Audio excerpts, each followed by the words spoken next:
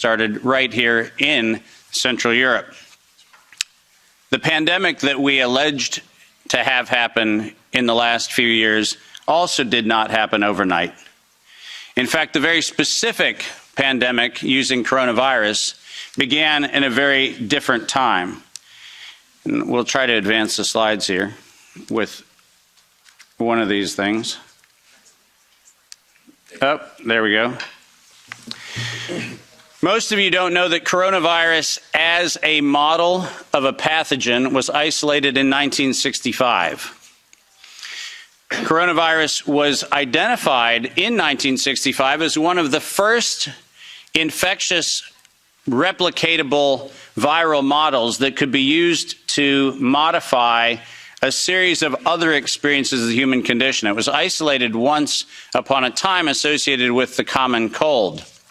But what's particularly interesting about its isolation in 1965 was that it was immediately identified as a pathogen that could be used and modified for a whole host of reasons. And you heard me correctly, that was 1965. And by the way, these slides are public domain. You're welcome to look at every single reference. Every comment that I made is based on published material, so do make sure that you look at those references.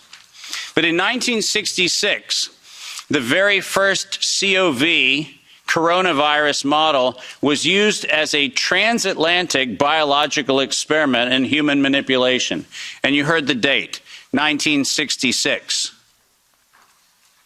I hope you're getting the point of what I'm saying. This is not an overnight thing. This is actually something that's been long in the making. A year before I was born, we had the first transatlantic coronavirus data sharing experiment between the United States and the United Kingdom. And in 1967, the year I was born, we did the first human trials on inoculating people with modified coronavirus. Isn't that amazing? 56 years ago, the overnight success of a pathogen that's been 56 years in engineering. And I want that to chill with all of you. Where were we when we actually allowed, in violation of biological and chemical weapons treaties, where were we as a human civilization when we thought it was an acceptable thing to do to take a pathogen for the United States and infect the world with it? Where was that conversation? And what should have been that conversation in 1967? That conversation wasn't had.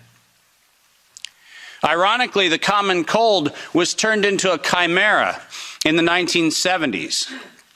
And in 1975, 1976, and 1977, we started figuring out how to modify coronavirus by putting it into different animals, pigs and dogs. And not surprisingly, by the time we got to 1990, we found out that coronavirus as an infectious agent was an industrial problem for two primary industries, the industries of dogs and pigs. Dog breeders and pigs found that coronavirus created gastrointestinal problems, and that became the basis for Pfizer's first spike protein vaccine patent, filed, are you ready for this, in 1990. Did you hear what I just said? 1990. Operation Warp Speed? I'm sorry. Where's the warp and the speed? Pfizer, 1990, the very first spike protein vaccine for coronavirus. Isn't that fascinating? Isn't it fascinating that we were told that, well, the spike protein is a new thing. We just found out that that's the problem. No. As a matter of fact, we didn't just find out it was not just now the problem. We found that out in 1990 and filed the first patents on vaccines in 1990 for the spike protein of coronavirus. And who would have thought? Pfizer. Clearly the innocent organization that does nothing but promote human health. Clearly Pfizer. The organization that has not bought the votes in this chamber and in every chamber of every government around the world. Not that Pfizer. Certainly they wouldn't have had anything to do with this. But oh yes, they did. And in 1990, they found out that there was a problem with vaccines. They didn't work. You know why they didn't work? It turns out that coronavirus is a very malleable model. It transforms and it changes and it mutates over time. As a matter of fact, every publication on vaccines for coronavirus from 1990 until 2018, every single publication concluded that coronavirus escapes the vaccine impulse because it modifies and mutates too quickly for vaccines to be effective. And since 1990 to 2018, that is the published science, ladies and gentlemen. That's following the science. Following the science is their own indictment of their own programs that said it doesn't work. And there are thousands of publications to that effect, not a few hundred, and not paid for by pharmaceutical companies. These are publications that are independent scientific research that shows unequivocally, including efforts of the chimera modifications made by Ralph Baric in the University of North Carolina, Chapel Hill. All of them show vaccines do not work on coronavirus. That's the science. And that science has never been disputed. But then we had an interesting development in 2002. And this date is most important because in 2002, the University of North Carolina, Chapel Hill patented, and I quote, an infectious replication defective clone of coronavirus. Listen to those words, infectious replication defective. What does that phrase actually mean? For those of you not familiar with language, let me unpack it for you. Infectious replication defective means a weapon. It means something meant to target an individual, but not have collateral damage to other individuals. That's what infectious replication defective means. And that patent was filed in 2002 on work funded by NIAID's Anthony Fauci from 1999 to 2002, and that work, patented at the University of North Carolina, Chapel Hill, mysteriously preceded SARS 1.0 by a year. Dave, are you suggesting that SARS 1.0 wasn't from a wet market in Wuhan? Are you suggesting it might have come from a laboratory in the University of North Carolina, Chapel Hill? No, I'm not suggesting it. I'm telling you that's the facts. We engineered SARS. SARS is not a naturally occurring phenomenon. The naturally occurring phenomenon is called the common cold. It's called influenza-like illness. It's called gastroenteritis. That's the naturally occurring coronavirus. SARS is the research developed by humans weaponizing a life system model to actually attack human beings. And they patented it in 2002.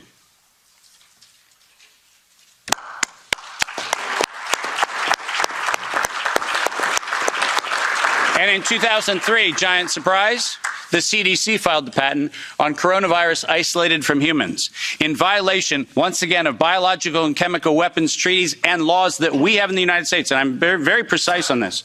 The United States likes to talk about its rights and everything else and the rule of law and all the nonsense that we like to talk about. But we don't ratify treaties about, I don't know, defending humans. We conspicuously avoid that. We actually have a great track record of advocating for human rights and then denying them when it comes to actually being part of the international community, which is a slightly problematic thing. But let's get something very clear. When the CDC in April of 2003 filed the patent on SARS coronavirus isolated from humans, what did they do? They downloaded a sequence from China and filed a patent on it in the United States. Any of you familiar with biological and chemical weapons treaties knows that's a violation. That's a crime. That's not an innocent oops. That's a crime. And the United States Patent Office went as far as to reject that patent application on 2 occasions until the CDC decided to bribe the Patent Office to override the patent examiner to ultimately issue the patent in 2007 on SARS coronavirus. But let's not let that get away from us, because it turns out that the RT-PCR, which was the test that we allegedly were going to use to identify the risks associated with coronavirus, was actually identified as a bioterrorism threat by me in the European Union sponsored events in 2002 and 2003, 20 years ago. That happened here in Brussels and across Europe. In 2005, this particular pathogen was specifically labeled as a bioterrorism and bioweapon platform technology. Described as such. That's not my terminology that I'm applying to it. It was actually described as a bioweapons platform technology in 2005. And from 2005 onwards, it was actually a biowarfare enabling agent, its official classification from 2005 forward. I don't know if that sounds like public health to you. Does it?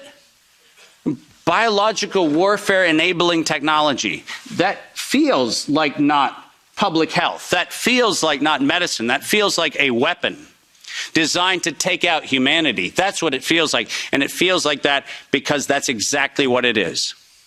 We have been lured into believing that EcoHealth Alliance and DARPA and all of these organizations are what we should be pointing to. But we've been specifically requested to ignore the facts that over $10 billion have been funneled through black operations through the check of Anthony Fauci and a side-by-side ledger where NIAID has a balance sheet and next to it is a biodefense balance sheet equivalent dollar-for-dollar matching that no one in the media talks about. And it's been going on since 2005. Our gain-of-function moratorium, the moratorium that was supposed to freeze any efforts to do gain-of-function research. Conveniently, in the fall of 2014, the University of North Carolina, Chapel Hill received a letter from NIAID saying that while the gain-of-function moratorium on coronavirus in vivo should be suspended, because their grants had already been funded, they received an exemption. Did you hear what I just said? A biological weapons lab facility at the University of North Carolina, Chapel Hill, received an exemption from the gain-of-function moratorium so that by 2016 we could publish the journal article that said SARS coronavirus is poised for human emergence in 2016. And what, you might ask, Dave, was the coronavirus poised for human emergence? It was WIV1, Wuhan Institute of Virology Virus 1. Poised for human emergence in 2016 at the proceedings of the National Academy of Sciences, such that by the time we get to 2017 and 2018, the following phrase entered into common parlance among the community. There is going to be an accidental or intentional release of a respiratory pathogen. The operative word, obviously, in that phrase, the word release. Does that sound like leak? Does that sound like a bat and a pangolin went into a bar in the Wuhan market and hung out and had sex and lo and behold, we got SARS-CoV-2? No. Accidental or intentional release of a respiratory pathogen was the terminology used, and 4 times in April of 2019, 7 months before the allegation of patient number 1, 4 patent applications of Moderna were modified to include the term accidental or intentional release of a respiratory pathogen as the justification for making a vaccine for a thing that did not exist. Keep going. If you have not done so, please make sure that you make reference in every investigation to the premeditation nature of this, because it was in September of 2019 that the world was informed that we were going to have an accidental or intentional release of a respiratory pathogen so that by September 2020, there would be a worldwide acceptance of a universal vaccine template. That's their words, right in front of you on the screen. The intent was to get the world to accept a universal vaccine template, and the intent was to use coronavirus to get there. And the last slide. This isn't advancing, so if I could have somebody do it. Let's read this, because we have to read this into the record everywhere I go. Until an infectious disease crisis is very real, present, and at the emergency threshold, it is often largely ignored. To sustain the funding base beyond the crisis, he said, we need to increase the public understanding for the need for medical countermeasures such as a pan-influenza or pan-coronavirus vaccine. A key driver is the media, and the economics will follow the hype. We need to use that hype to our advantage to get to the real issues. Investors will respond if they see profit at the end of the process. Sounds like public health? Sounds like the best of humanity? No, ladies and gentlemen, this was premeditated domestic terrorism stated at the proceedings of the National Academy of Sciences in 2015, published in front of them. This is an act of biological and chemical warfare perpetrated on the human race, and it was admitted to in writing that this was a financial heist and a financial fraud. Investors will follow if they see profit at the end of the process. Let me conclude by making 5 very brief recommendations. The last slide. Nature was hijacked. This whole story started in 1965 when we decided to hijack a natural model and decide to start manipulating it. Science was hijacked when the only questions that could be asked were questions authorized under the patent protection of the CDC, the FDA, the NIH, and their equivalent organizations around the world. We didn't have independent science. We had hijacked science. And unfortunately, there was no moral oversight in violation of all of the codes that we stand for. There was no independent, financially disinterested, independent review board ever impaneled around coronavirus, not once. Not once. Not since 1965. We do not have a single independent IRB ever impaneled around coronavirus. So morality was suspended for medical countermeasures. And ultimately, humanity was lost because we decided to allow it to happen. Our job today is to say, no more gain-of-function research, period. No more weaponization of nature, period. And most importantly, no more corporate patronage of science for their own self-interest unless they assume 100% product liability for every injury and every death that they maintain. Thank you very much. You know, it's weird. Usually you go to big gatherings to see rock stars, and now it's to see doc stars. So I want to thank the members of Parliament for having us here. I want to thank the organizers. I want to thank my colleagues who've been brave enough to stand up for the truth around the world, in spite of the slings and the arrows, our attacks on our licenses, attacks on free speech. I want to thank all of you for the efforts that you've all put into telling the truth at all costs. And we, are in the middle of something that's not really about a virus, it's about free speech. And still we see much of the world worried about the virus and living in fear as we're 3 years into 2 weeks of flattening the curve. So, as we sit here now, there are countries passing laws that are preventing people from speaking science, speaking the truth, preventing the opportunity to engage in dialogue. We've seen the loss and the death of informed consent around the world. How many people were told of all the harms to the brain, to the heart, to the reproductive organs prior to getting these injections? I would posit that none have. And I think that's the problem with which we're faced. If a therapy is effective, it doesn't matter if it isn't safe. And obviously, we can hound the world with all the data in the world, but if people don't listen, it doesn't matter. Are my slides up, or are they still loading, Robbie? Okay. They're coming. Okay. I know a lot of people have injection regret. They were hoping not to get this, but because they wanted to travel or because they were coerced into thinking that these investigational biological products were actually a vaccine. And as you can see from all the data we've received today, they most certainly weren't. We've seen the death of public health.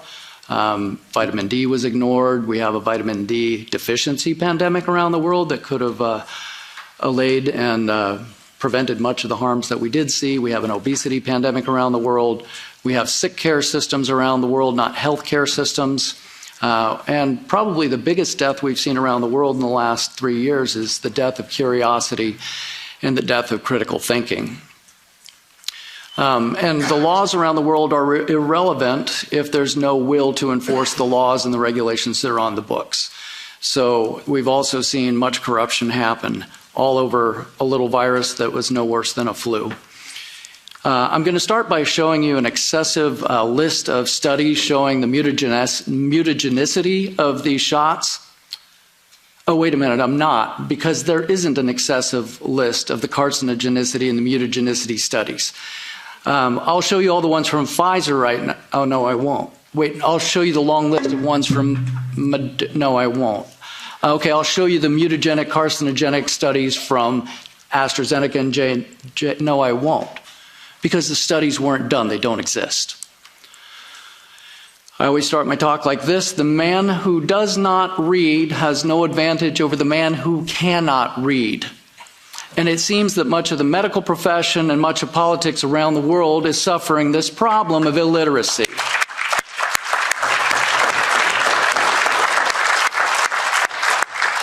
And of course, all scientists and doctors agree when you censor the ones who don't. Now, how many people in this room know about the Trusted News Initiative? Please raise your hand. Okay, that's about half the room. That's more than most audiences.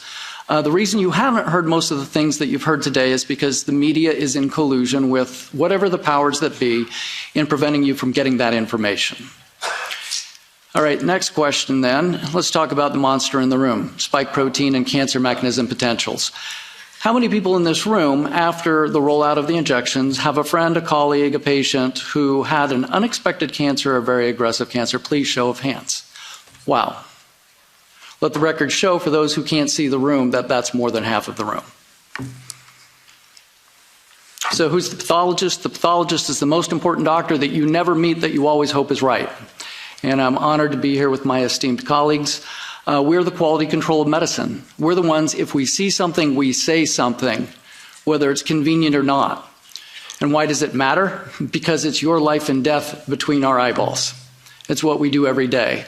All good science begins with observation. My colleagues here, and I want to thank Dr. Burkhart and his group, because they were the first to really start pointing out these vaccinal harms and the deaths due to this spike protein. Thank you, Dr. Burkhart.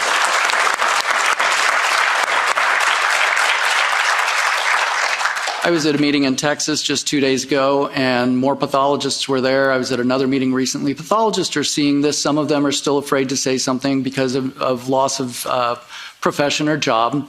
Clinical observation, the cancer rates are off the charts and growing, and it's really unfortunate. Insurance data sets out of Germany show a marked increase in unexpected cancers as well. Colleague Dr. DeGleish, oncologist in the UK, met with him a couple months ago. He's seeing astounding numbers of very aggressive cancers in his population. Now, this is somebody who's been doing oncology for 40 years.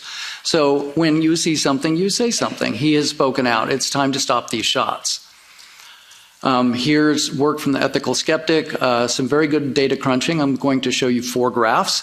And all 4 of these show the increasing trends over expected averages in cancers applied from data from the CDC. Here we have another graph. See, in 2021, something interesting happened. And here you have the upward trend. And these are reported carcinomas over expected in trends. Here we see the same thing. See that line going upwards since 2021. What happened in mid-2021? Oh, I don't know, maybe mandates of an experimental biological product injected into billions of people around the world.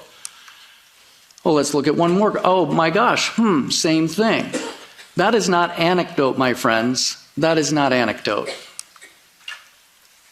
One cannot find that for which they do not look. The cells don't lie. As you saw from my colleagues, the spike protein is present throughout all tissues of the body.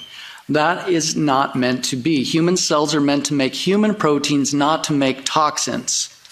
So to inject a gene-based product into the body and make your cells the factory for a toxin is psychologically insane.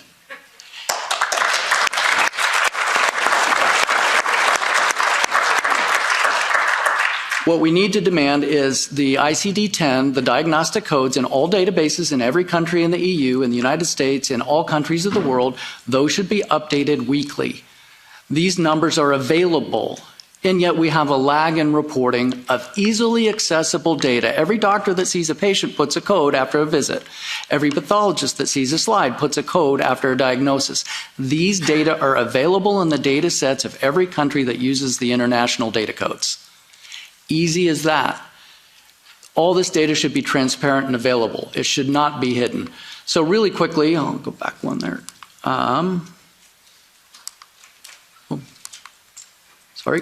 Sorry, lost my flow. All right, cancer mechanisms, gene mutations. Can the spike protein do that? You bet it can. Hypoxic environment from clotting? You bet it can. Reactivation of latent viruses, does spike protein do that? You bet it can. Low interferon. Interferon is critical in fighting off cancer. Does spike protein do that? You bet it does. Decrease in cell mitochondrial energy because of destruction of mitochondria. Studies out of the Salk Institute, you bet the spike protein does that. Loss of immune surveillance and suppression of your immune system, you bet it does that. Fragmented microRNAs from impure vials, you bet. Hormonal dysregulation, you bet. Toll-like receptor alterations that are necessary for keeping cancer in check, does the spike protein do that? You bet it does. Is there an SV40 cancer virus promoter region within the Pfizer vials? Yes, there is.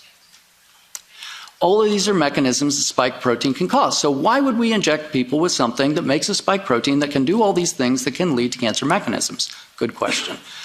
Now, does the spike protein go away quickly? No. Does the mRNA go away quickly? No. This study by Dr. Roltgen out of Stanford showed that the body produces, Spanish. I didn't mean to hacer la presentación en español.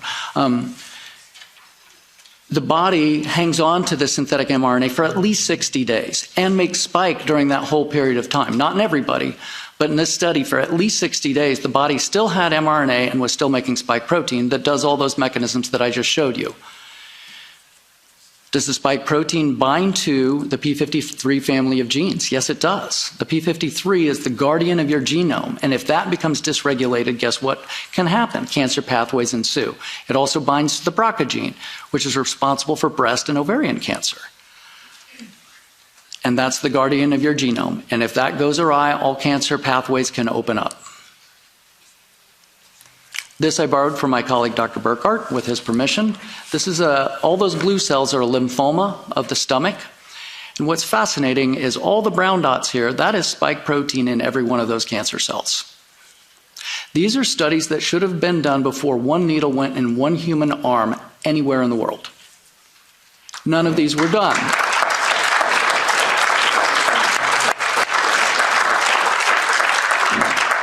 This is one from my laboratory. This is a pancreatic adenocarcinoma. See all the pink dots that should not be there? That is spike protein in each one of those cancer cells. Did we stain like Dr. Burkhardt did to make sure it wasn't virus that was making the spike protein? We ruled out the other proteins from the virus? Yes, we did. This is post-vaccinal.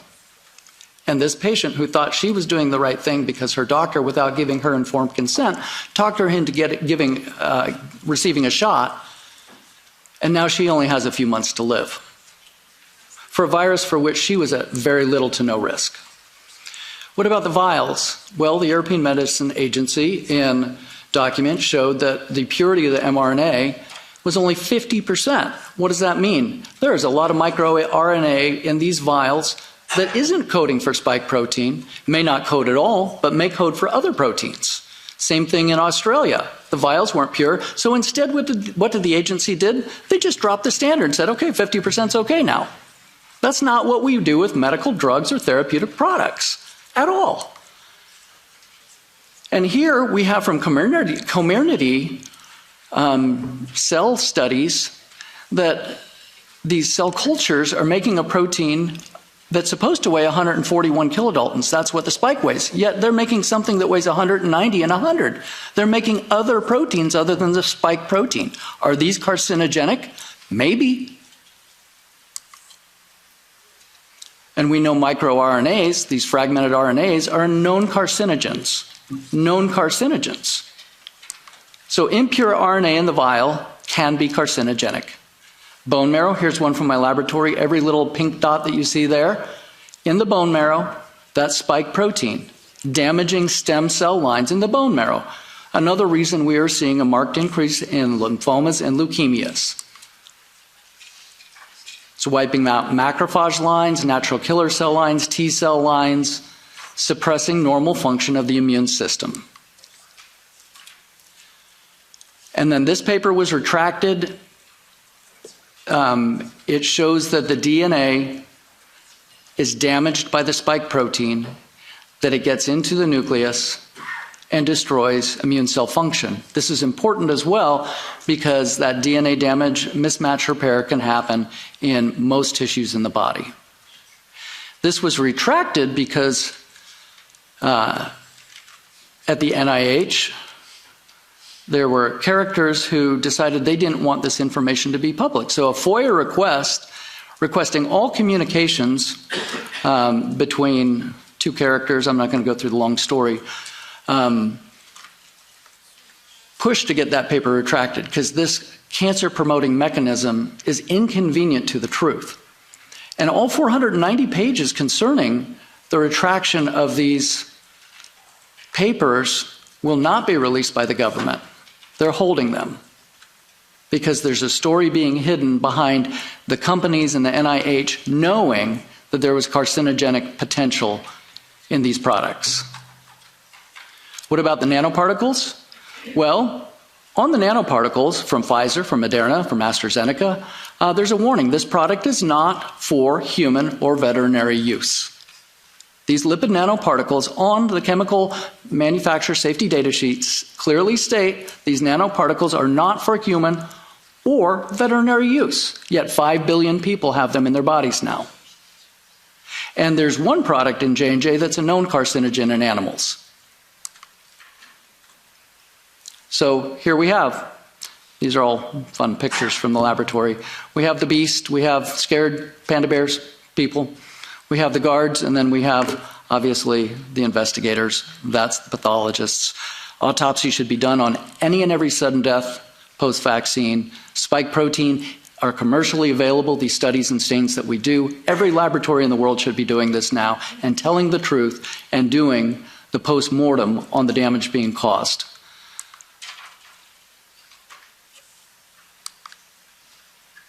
So warning. To Europe and to the world, we have a potentially severe social and economic widespread impact if these cancer trends continue. This isn't just about a handful of people dying from cancer. This is a societal warning that this can have grave social and economic impact on many nations. What do we need to do? In conclusion, we need to, well, go back to Kierkegaard in a second. Help. One more. Touchy. Okay, we need to stop these injections because all the variants, Wuhan, BA4, BA5, they're extinct. These are expired shots for something that's extinct. All these variants of the virus are gone. No shot should be going into any arm anywhere in the world. These are expired products for extinct variants of a virus. These injections can never keep up with what's out there because of the nature of coronavirus families. We need to stop the unproven technology, the lipid nanoparticle plus a pathogen sequence. This is dangerous, not proven. We don't have 10 years of safety data for this platform, this technology, yet $500 million plants are being built in Kenya, in Canada, in the UK, in Australia for mRNA technology, for a technology that's not proven and is known to be dangerous. We need to demand here in the EU and all nations of the world that the databases be opened up immediately. We need to acknowledge and compensate and help those that have been injured by these injections. And I will conclude very simply. There are two ways to be fooled. One is to believe what isn't true. The other is to refuse to believe what is true. Thank you very much.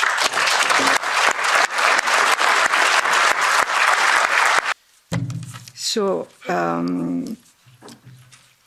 the spike protein, the Hippocratic oath was betrayed by the administration of gene drug protein that produce spike protein. Spikes is in fact a toxin, is cardiotoxic, but is also neurotoxic, as we'll show in this presentation. Spike protein contains a Gleason zipper motif that is responsible of misfolding bodily protein in their pathological form, and that cause neurodegenerative disease such as Alzheimer's disease, Parkinson's disease, multiple sclerosis, and SLA. In this image that you can see, it's taken by the last work of Professor Seneff of MIT. You can see what's happened from the starting of the injection in the muscle of the COVID vaccine. And we are production of spike, local production and inflammation reaction of spike protein. And this will transport by macrophage and a lymphocyte in the spleen. Here, the spike protein is linked to azosome. But azosome, we have to keep in mind that are humanized and are like Troy horse. Through azosome, that are Troy horse, spike protein get to the brain. In the brain, evoke an inflammatory reaction and misfolding of protein in their pathologic form, in prion form. This is what's happened, actually. And this protein is responsible in our brain of a wide range of neurological disease, ranging from Alzheimer's, sclerosis, multiple sclerosis, and also SLA that is not curable. The difference with the pathology that we already knew is that in the case provoked post the vaccines, they go very, very quickly, in few months.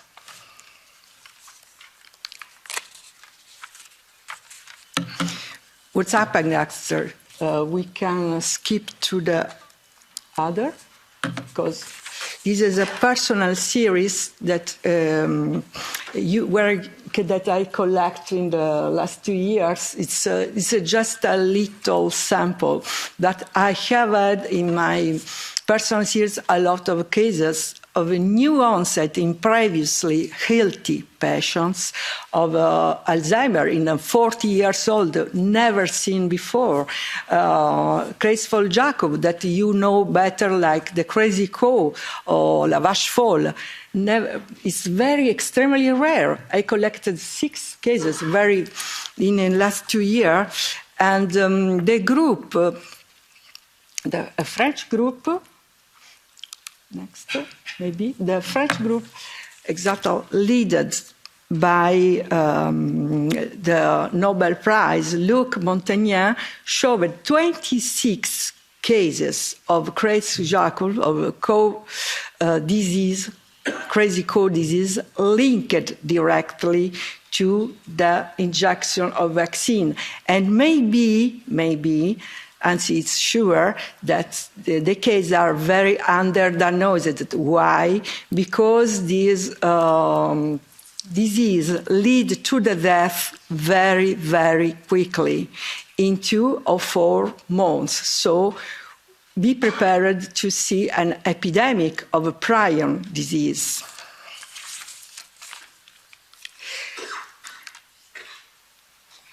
This is of the disease.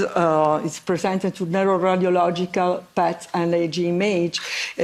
Substantially, the brain is completely devastated, and it leads to the death in few months. This is an amazing discovery by the group of the Luc Montagnier that give us the proof that all vaccine shows a prion sequence that is individualized by this wave form that is typical signature of human prions. This signature was present, and I insist, was present in every vaccine examined by their group. They showed that this vaccine has prion function. The next slide is a promise a promise that I made to a wife of my patients. It was previously a very healthy man, a lawyer, and after the vaccine, he has the SLA. Is incurable. He devastated his family, and I promised to his wife to put it to the attention word. His case is one among a lot of cases. But we have also to remember that behind this tragedy, there is also a tragedy of families. Let's proceed. This is data from the VAERS that's showing that we have. Sorry. VAERS, as everybody knows, is vaccine adverse effects. And whole neurological diseases are related there, that you can see are related to vaccine. So it's enough to stop these vaccinal campaigns. In the next slide is a very recent paper, February 2023, that classifies the complication of COVID-19 on neurological point of view. It can affect, as you can see, brain, spinal cord, cranial, and a peripheral nerve.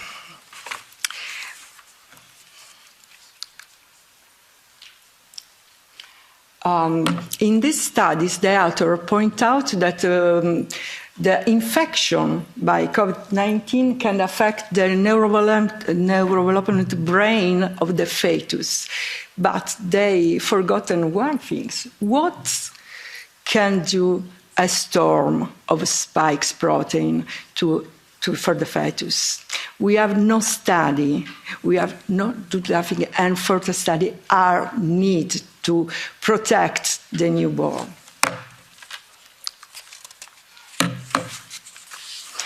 In the summary, mRNA vaccines are crafted to produce a large quantity of spike protein for a long time. We don't know for how much time. What we know is that it is a toxin that our body continues to produce continuously.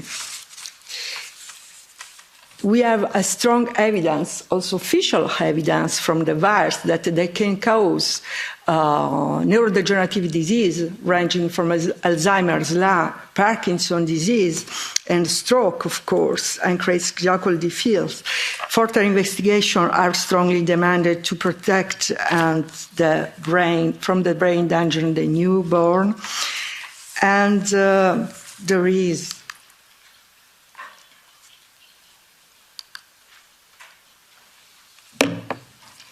urgent need for the government to reconsider the blind policies that assume that a repeated vaccine boost is a valid approach dealing with COVID-19.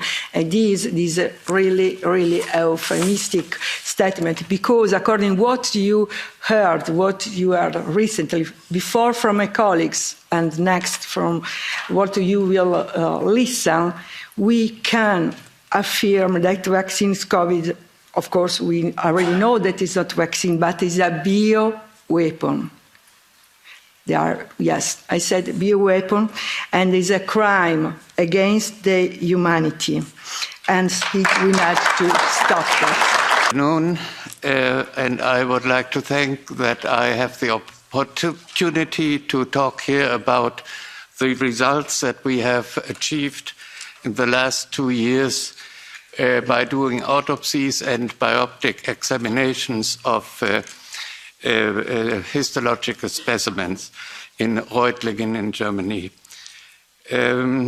Actually, it was only 3 months after the vaccination campaign started that the first relatives came to me and asked me if I could reevaluate the autopsies that were done by coroners and by other pathologists, because they did not believe in natural death causes.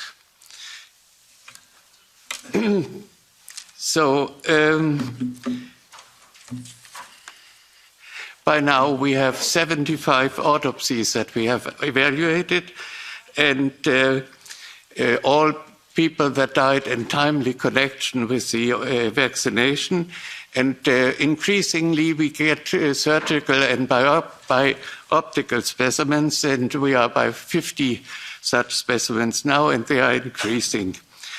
Now, of course, from the beginning, when we saw the first cases, we realized that there was a new therapeutic vaccine that was a new way of action on the body. So it was clear that there had to be some new disease entities that we had to discover, actually.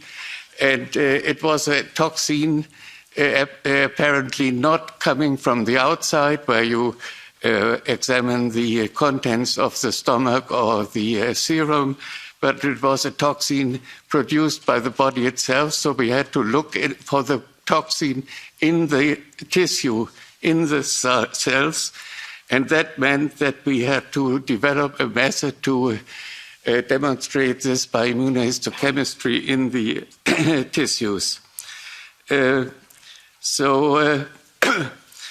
It came very clear from the first cases that I looked at. First, I was alone with this, that this developed into a scientific project because of these many new and very alarming things that we saw. And by now we are about 10 scientists internationally. We are a loose group collaborating in different fields. There are chemists and physicists and biochemists working together, just depending on the question. And our review revealed that actually in 77% of these 75 autopsied persons, the vaccination had an important impact on the death process.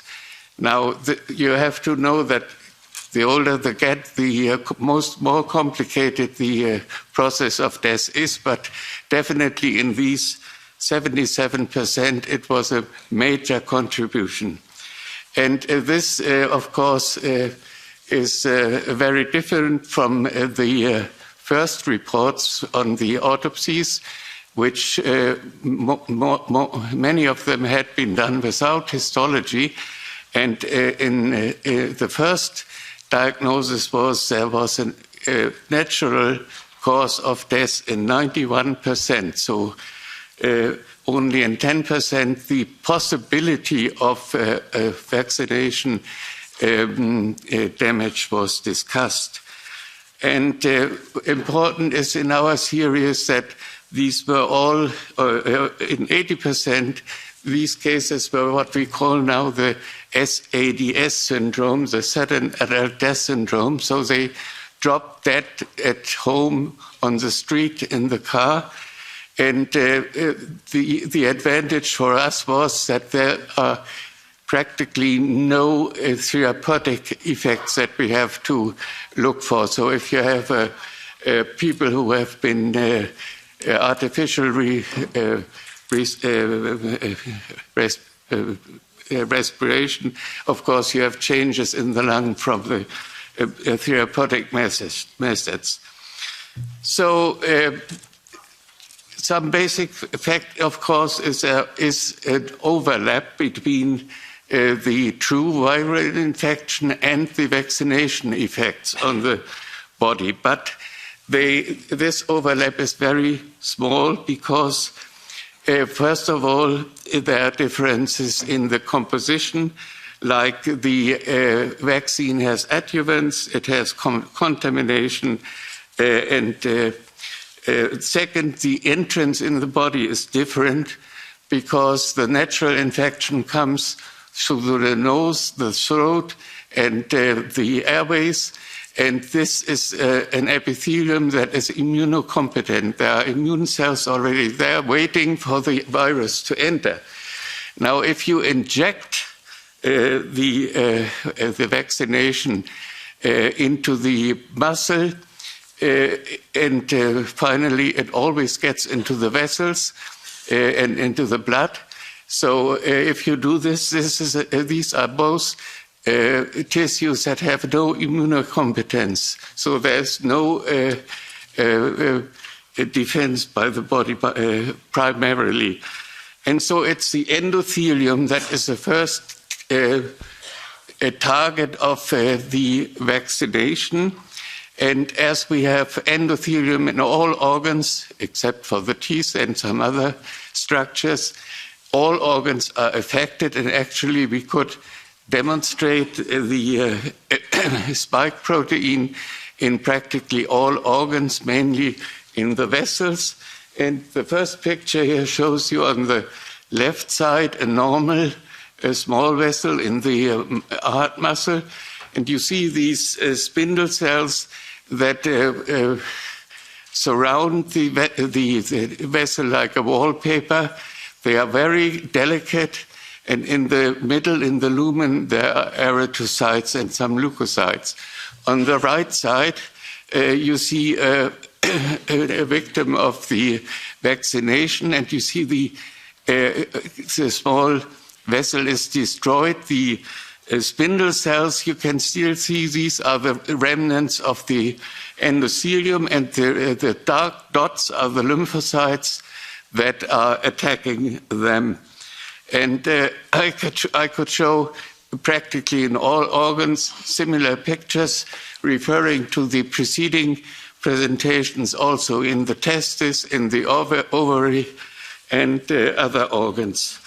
So the science and public attention has mainly paid to the acute deaths and adverse effects of the vaccination.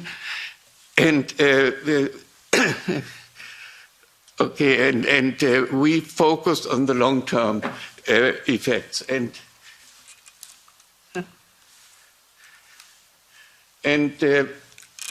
Oh, 9.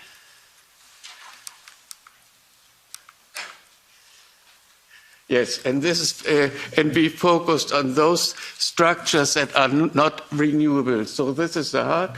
We already heard about the myocarditis, and you see the destruction by lymphocytes, and on the right side, the demonstration of the spike protein. And here you can see this is a needle biopsy from the brain, and you see in the middle a vessel with a dense infiltration of lymphocytes and a necrosis and bleeding in the surrounding. And you can see that also the on the upside, left upside, you see the vessel with the inflammatory infiltrate that is positive. And then you can see also that the nerve cells express the spike protein, and I personally would prefer to use my nerve cells for thinking and not for producing the spike protein. So another permanent structure that is not so well known are the elastic fibers. And the elastic fibers are a main component of the vessels. And here you can see that there are defects in the structure of the main aorta, the main vessel of the body. I think even a layman can see that there's a hole practically in the middle, which we call a medial necrosis. And here you can see the specimen of the main vessel of the aorta. And on the left side, you see the wall is still coherent, and then there's a split, and there are actually two parts of the wall, and in the middle, the dark is blood. And this person died of a rupture of the aorta. And we can find the same defects in the small vessels of the brain. You can see the dark is the elastic lamella. They are clumped together and fragmented. And you see on the left side below these elastic lamella are missing, actually. And this is a microaneurysm. And finally, the one more structure that contains elastic lamella is the skin.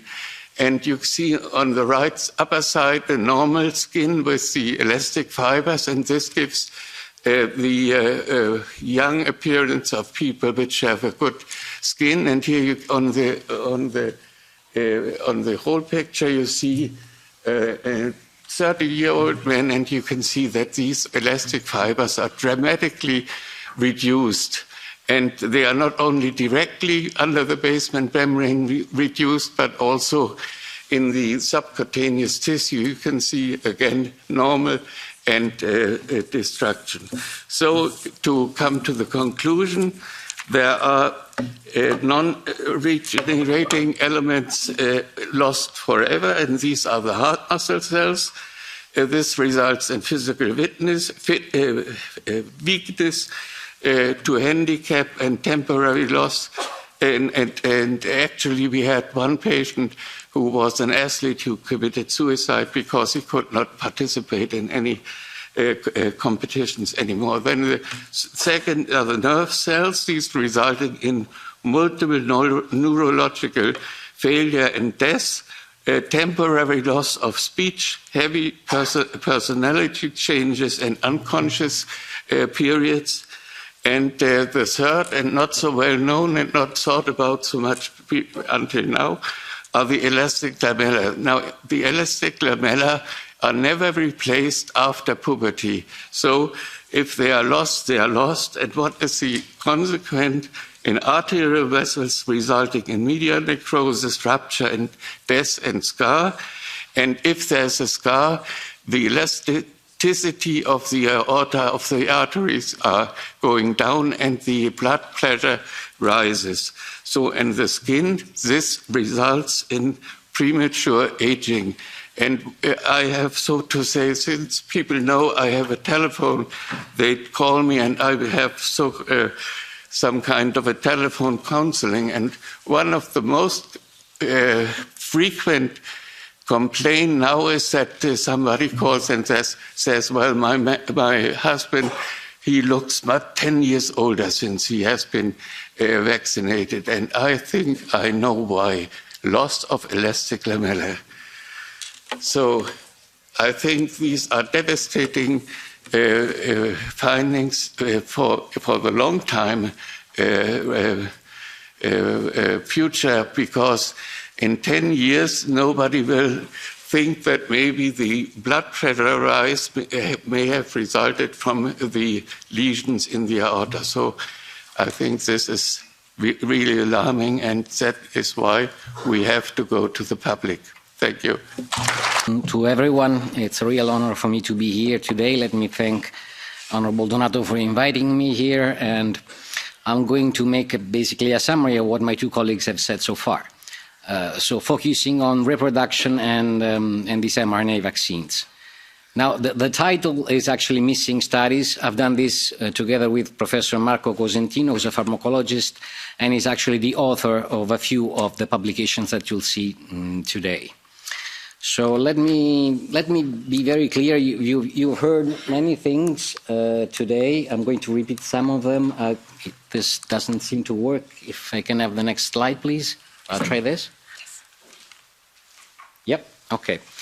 So you see, what actually is a vaccine? When we think about vaccine, we already heard someone else today talk about this. Something comes in mind that is actually going to prevent the spreading of a disease, for example. But it's not just that. It's actually more complex than this. Einstein said it exists confusion between a description and what is described. It is clear that being a description of the taste of the soup is not the same as being the taste of the soup. What this means is that the less rigorous a description is, the more we move away from the truth. So, okay. So changing words in a definition has created actually a global short circuit, because people haven't realized that what we are talking about, it's actually not vaccines at all. So what happened? You can see some other colleagues showed this earlier on. You can see the earlier definition of vaccines according to the CDC, and the later one, a few days after. And a couple of words actually have been changed here. One is immunization, that became protection, and immunity was changed with protection, and a vaccine is a product that stimulates a person's immune system, became a preparation that he used to. Now this two very small changes, it may seem that they actually don't make a huge difference, but they actually do because they completely change the significance of the word. So if I actually change the meaning of a word without telling to the people that I'm changing that meaning, it means that they will be fooled into thinking that what they're taking is actually a vaccine. Well, it's actually something entirely different. And what is really scary, it's maybe, okay, is what you can see here. It's an exchange between two bureaucrats at the CDC. So what happens is one of them says, the definition of vaccine we have posted is problematic and people are using it to claim that COVID-19 vaccine is not a vaccine based on our own definition. So she asks to the colleague, do we need to actually do something about it? And what happens is that because of this question, it gets changed to what you've seen before. So they actually realized that what they were saying, it's a vaccine, is not a vaccine. And when confronted, with some people, actually they said in another email, it's far-right Novax extremists that actually are calling this, that are not vaccines. So what they had this exchange of emails between them, and this is the science behind the changing of the word. So you need to realize, there is no science at all here. It's all bureaucracy and politics that has hijacked science altogether, and for a reason to me unknown, most of our colleagues, have just gone with the flow without having any sort of courage at all to say what was going on. Sorry if I get upset when I'm talking about this, but I'm still am. So what happens over here, EMA? EMA, they're even smarter, because we're talking about DNA or RNA within a nanolipid. This is the classical definition of a gene therapy. But if you go to the EMA flowchart to understand if something is a gene therapy, the first step is this RNA or DNA? Yes. Okay, go on. Is this a vaccine? If the answer is yes, then it's not. So DNA and RNA, by definition, are not vaccines because EMA has stated so. There is no scientific reason whatsoever for this. So there are European parliamentaries here. Maybe you should go and ask them again, what is the purpose of this? Why did you put something that if I say it's a vaccine, then it's not a gene therapy product? Because it is a genetic therapy product, because it's mRNA into a nanolipid. And to actually understand even better, it's this one. Okay, this has been done by my colleague Marco Cosentino, and it says understanding the pharmacology of COVID-19 vaccines, playing dice with spike. Why? Because you see, normally a vaccine is something that hasn't got any pharmacological effect. It's inert. It doesn't do anything. It stays in the arm, and as they said, this other one would. It doesn't go anywhere. The only thing that it actually enhances is the immune response to an antigen. That's all of it. These products actually, they do something. It's been said over and over again. They actually produce the spike protein. That's a pharmacological effect. They need to be translated, so they're actually pro-drugs instead of drugs, because they need a sort of transformation to become active, but they do have a pharmacological action because they produce spike protein. So, thinking they actually don't do anything at all, in that sense, it's actually a big lie. So as you can see, the definition of antigen is any substance that can cause your immune system to create antibodies, but that's basically about it. In this other slide, you can actually see the complex mechanism of what actually happens. So that once the lipid gets into the cell, it gets to the ribosome and it produces, translating the mRNA, the protein. And that's the pharmacological action we're talking about. Here you can see it explained graphically in a more interesting way. I'm not going to get into the different pathways because there is simply no time for it. So,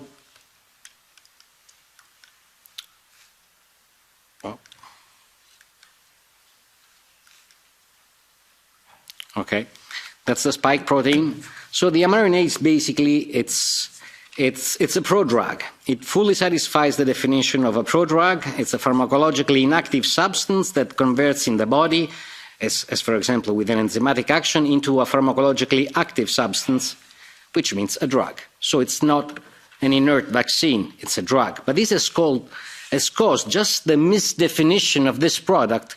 It's where the whole problem has begun. Because the two pathways for EMA to actually, what do we do with vaccines and what do we do with pharmaceutical products are entirely different. And for a reason that I told you, the first one is inactive.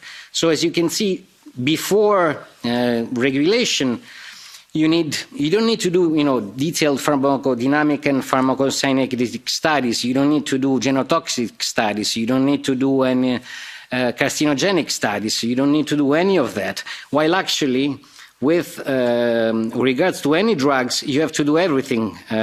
So you need to check before if there's going to be interaction with the heart, with the central nervous system and the respiratory system.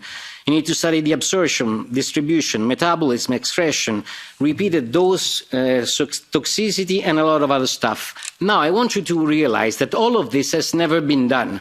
So when someone says this is the most experimented drug in the world, they are completely lying because we don't know. We yet don't know. So 2 years have passed and all of this, we have no clue at all. So I'm sorry, this is still a very experimental treatment because we don't know the way it works. We don't know where it goes, for how long it lasts, and a lot of other things that actually we do need to know. Because, we're talking about our health and especially the health of the young children that were thrown into this madness by a world that completely lost the common sense. Same thing. If you're talking about, giving the drugs now, then, you need to do studies on the population because new drugs can have new problems and you usually, start to discover them as they come by. While on the other side, because it's an inactive substance, you don't need to do anything. And that's what they're doing. They're basically not doing anything. What happened?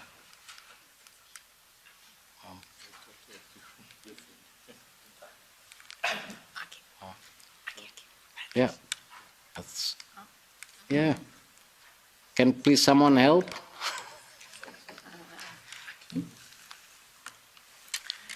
No?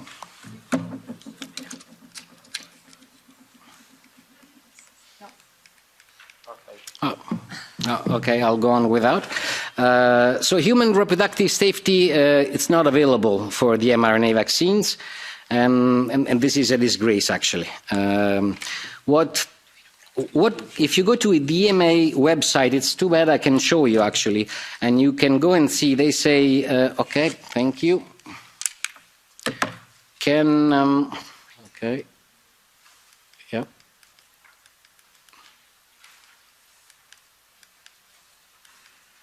Sorry for the delay. All right. So if you go there and ask, can pregnant or breastfeeding women be vaccinated with Comirnaty? They are going to say, yes, you can. They said that from the beginning. Now, there are people of the European Parliament over here. Please ask them on the basis of what scientific research they actually said to give these products to women that are actually expecting a baby. Because I can tell you right now, this has been done with zero proof. Zero. Now, if anyone wants to tell me that transforming pregnant women into guinea pigs with zero data on this, and this is incomplete, it's against the 18th point of the Helsinki Declaration. What we have already done here in Europe, it's illegal. It's completely wrong, and it needs to be rectified as soon as possible.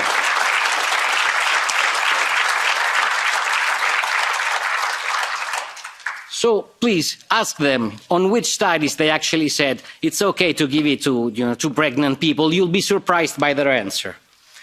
This was mentioned already, so I'll just skip it, but you can see that it goes in the ovaries. Now, what happens, it goes in the ovaries, that's not the whole of the story. You can see it goes from 0 to 48 hours, and the number is increasing, which means that as time passes by, the product is moving from the shoulder, for example, to the ovaries. So we actually don't know within, I don't know, let's say 2 weeks, how much of it's moved from the muscle where it was supposed to, say, to the ovaries?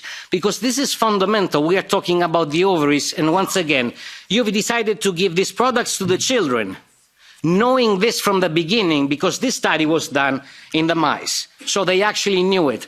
I said this 2 years ago in the Italian Senate, and nothing has been done, because, I was a strange conspiracy theorist or whatever it was.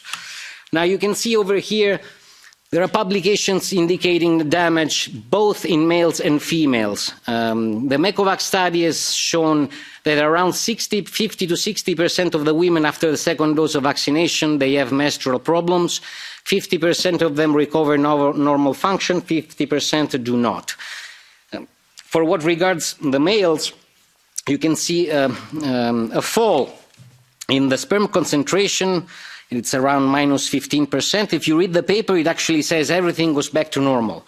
No, it doesn't get back to normal. I don't know why they write this, but I actually do know why they write it, because otherwise they wouldn't let them publish it. So you need to actually be very careful. When you're reading a paper, you need to go and read the whole paper and read the single figures and read what is written on the appendix, because that's where actually you find most of the information. As you can see, the total motile count, it goes down to 22%, time 3, which is 150 days, minus 20%. So I'm sorry, there is a big issue here. Both male and female are, touched by this product. It wasn't supposed to happen, but it does. It's time we actually realize what we are talking about, because, it's a huge problem.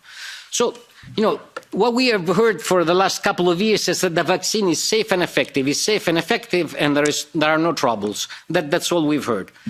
Well, it's so effective that actually what you see in the first graph is the English dead people for COVID-19 in 2022. And it's 93% people that got vaccinated at least once, and it's 7% or less that people who hadn't any vaccination. And this is what you call effective, because, in the end, they actually said that the effect was at least to save your life. Now, how can they still say something like this? Is actually outside of my range of understanding. And what you see in the other one is what the colleague has just shown in a different way. So it's the data from Sweden showing that exactly 9 months after the beginning of the vaccination, you have this fall of births that is actually not stopping there, and we have no idea where it's going to go. So at the moment, for people that say this is not an experimental injection, at the moment we still don't know. The first symbol is the symbol for cancerogenicity, which means that dangerous substances that can actually, create, cause, or have an impact on cancer have that label. We don't know, because it hasn't been done. And at the same time, we don't know the genotoxic effect, if there is any interaction with the genes. That means sterility, cancer, aging, cardiovascular disease, diabetes, psychosis, and whatever. Plus, if we change our genes, we're talking about changing human DNA with whatever that happens.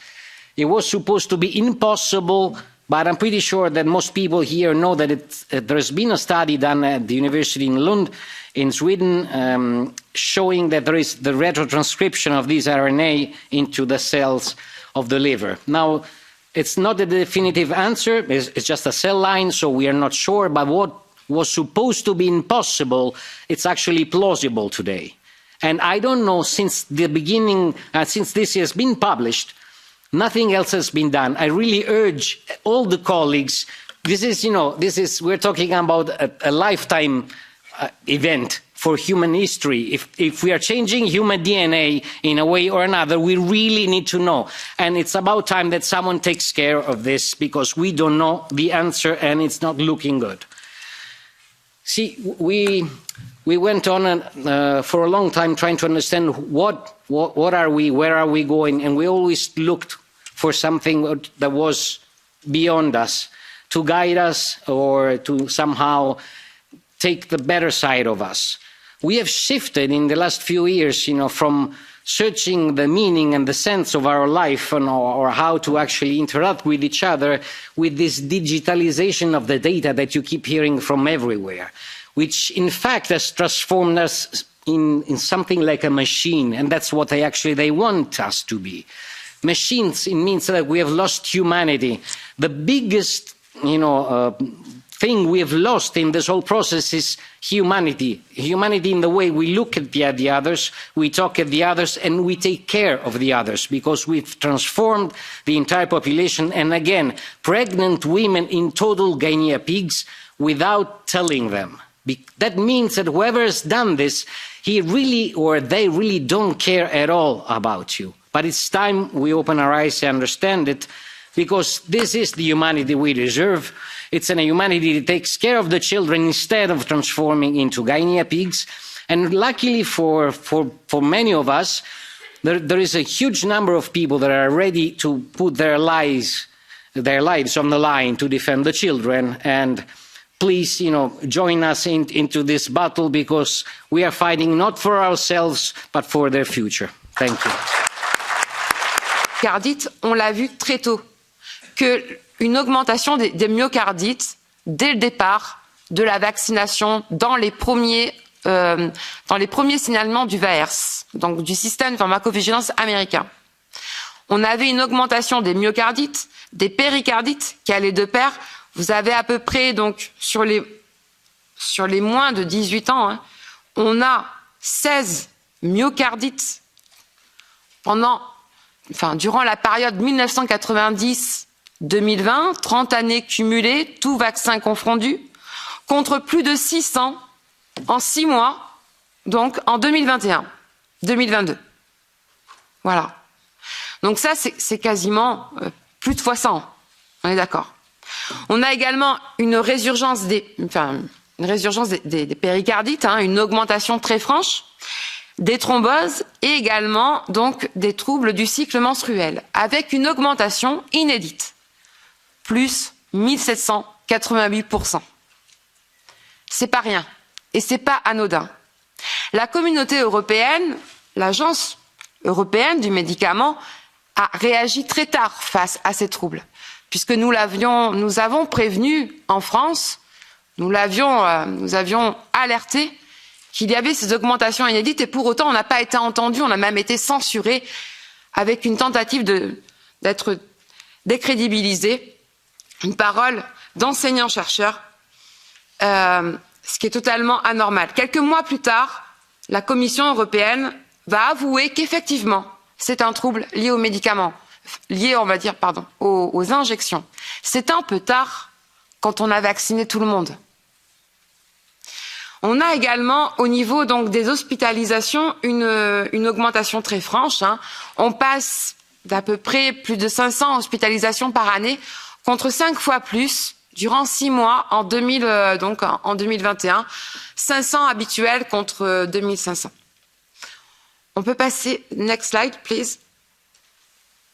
Au niveau donc des données du VARS, on a également on a également des signalements très forts concernant les morts subites, Sudan-10, qui ne sont pas mis sous surveillance ni que ce soit par l'Agence européenne du médicament, mais ni par les autorités gouvernementales des pays membres de l'Union européenne. C'est un signal qui est reconnu, qui est connu, qui est présent depuis le départ dans les bases de données. Et pour autant, aucun pays membre ne s'est soucié, ne s'est intéressé à ces signalements. Next slide, please.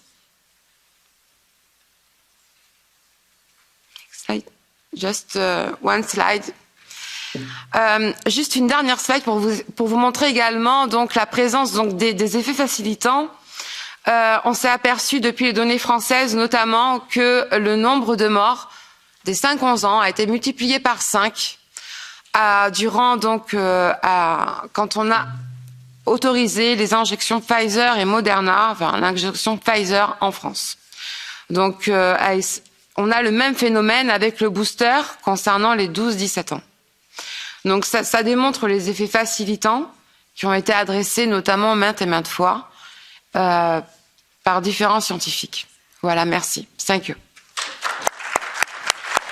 My name is Vincent Pavon. I am a mathematician at France University, and I have prepared this talk with Pierre Chaillot, who is a statistician, and this is about all-causes mortality in France is since 2020.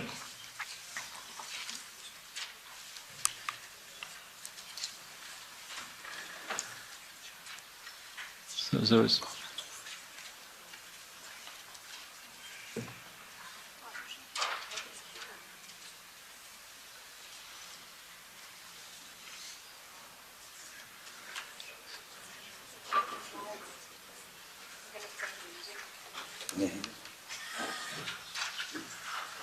Okay.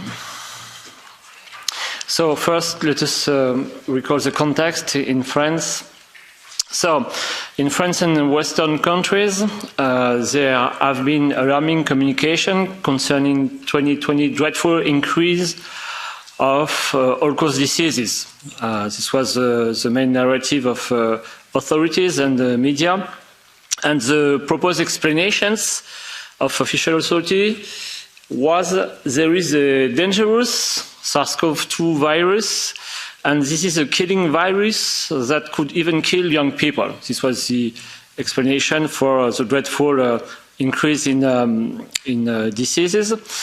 And authorities told us that there were absolutely no effective COVID treatments, whereas there is just one way to protect against the virus, which was the vaccines, and these vaccines were told us to be safe and effective, of course.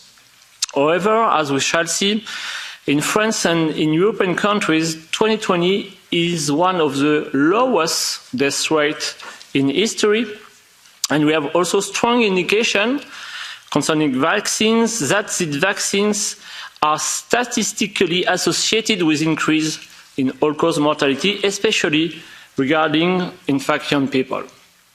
So, first, the definitions. We can count in any country for any age the raw number of deaths, of course. But if you want to compare deaths from year to year, you cannot use such raw number because it does not take into account the age structure of the population. So what you need to define, if you want to have fair comparison, is not the number of deaths, but the so-called death rate, which is dividing the number of deaths by the population. And this way, you can see that deaths can increase while death rate is decreasing. And in practice, you should never compare a number of diseases, but always introduce death rate. This is because things are very simple.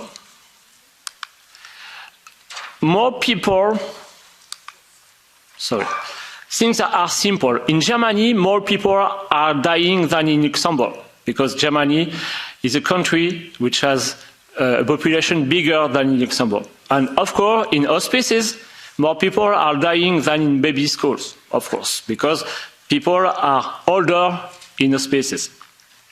And there is no reason to compare deaths in hospices and baby school, and there is no reason to compare deaths in Germany and Luxembourg. You have to take into account the age structure because, of course, population is aging and growing. So if you take into account the age structure in defining the death rate, then you can compare things. And this is as follows. On the picture, on the left, there is an increase in the total number of deaths because population is aging and growing. But if you compute the death rate, there is a decrease in the rate because you know that cares are improving. So what you get when you compare death rate and know the number of rate is that in France in 2020, the death rate is equal to the one in 2015. This means that COVID is nothing but usual flu, the same as we have it in 2015. And the same conclusions are taken in Europe. So, there has been in France, in spite of this, an increase in the significant number of deaths. You can compute taking time series into account, you can compute the significant excess of deaths in 2020 in France. And it is between 7,000 and 23,000, okay? But this significant excess of deaths, it is not due to COVID. It is rather due to reputable injection for the elder, also too late COVID hospitalization, and also stay at home mandates, which prevent you, for instance, from curing your heart attack and so on. So finally, in France, what kills in 2020 was not COVID-19, but finally the lack of cares. So now we can shift to the narrative of safe and effective vaccination. Of course, we know this is not true, but we can give figures concerning this false narrative. Of course, the first evidence are in the VAERS, and you can count the number of deaths declaration following, vaccines. And what you can realize is that between 1919 and 2020, considering all the vaccination about 30 years, there has been about 11,000 declarations of deaths after vaccination. But just in 21 and 22, just for COVID vaccines, there has been 16,000 declarations of deaths. This means that potentially COVID-19 vaccines are 1,000 severe than any other vaccine. In Europe, you have also indication that there is a correlation between vaccination and deaths, especially as concerns young people. For any time series, you can define its Z-score, and if the Z-score is greater than 2, it means that there is a significant deviation in excess. And in the Euromomo platforms, you can compute the Z-score of mortality in Europe, and you can see that since the middle of 2021, there is a significant excess of deaths as concerns young people from 15 to 44. And this is since the middle of 2021. This means since the beginning of vaccination for the young people. Finally, in France, you can also compute the difference between expected deaths and observed deaths from 2019, 2020, and 2021. So the method is very simple. From observation from the past, you compute statistical regression, and you can then have expectation for the deaths in 2020 and 2021.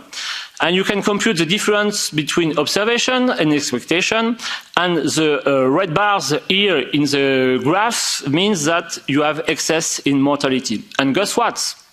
In 2020, you have exact correlation between increase in mortality and lockdowns, and in 2021, you have exact correlation between excess in deaths and vaccinations.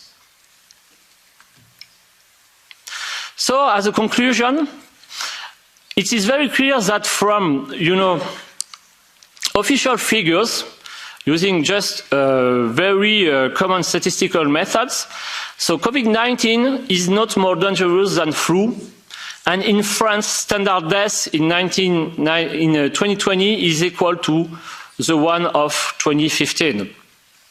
In France, there has been an excess in deaths resulting from the lack of cares, and we have no numerous proof of correlation between vaccination and simultaneous declaration of deaths, not only in the United States with VAERS, not only in Euromomo with Z-score, but also in France with computed difference between expected and observed deaths.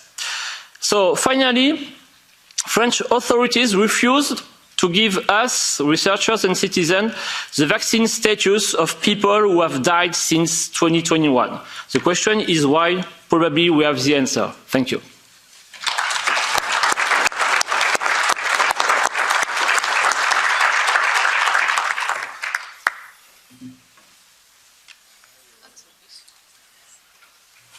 This one is yeah.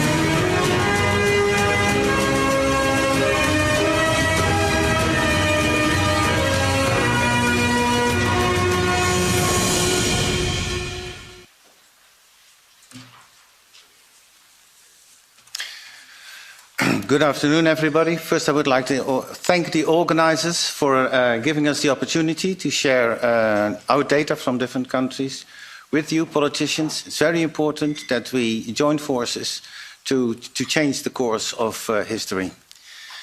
I'm going to present some results, no difficult formulas or anything like that. If you can count deaths and if you can count vaccine numbers, vaccine injections that have been given, then you're able to understand what I'm going to present.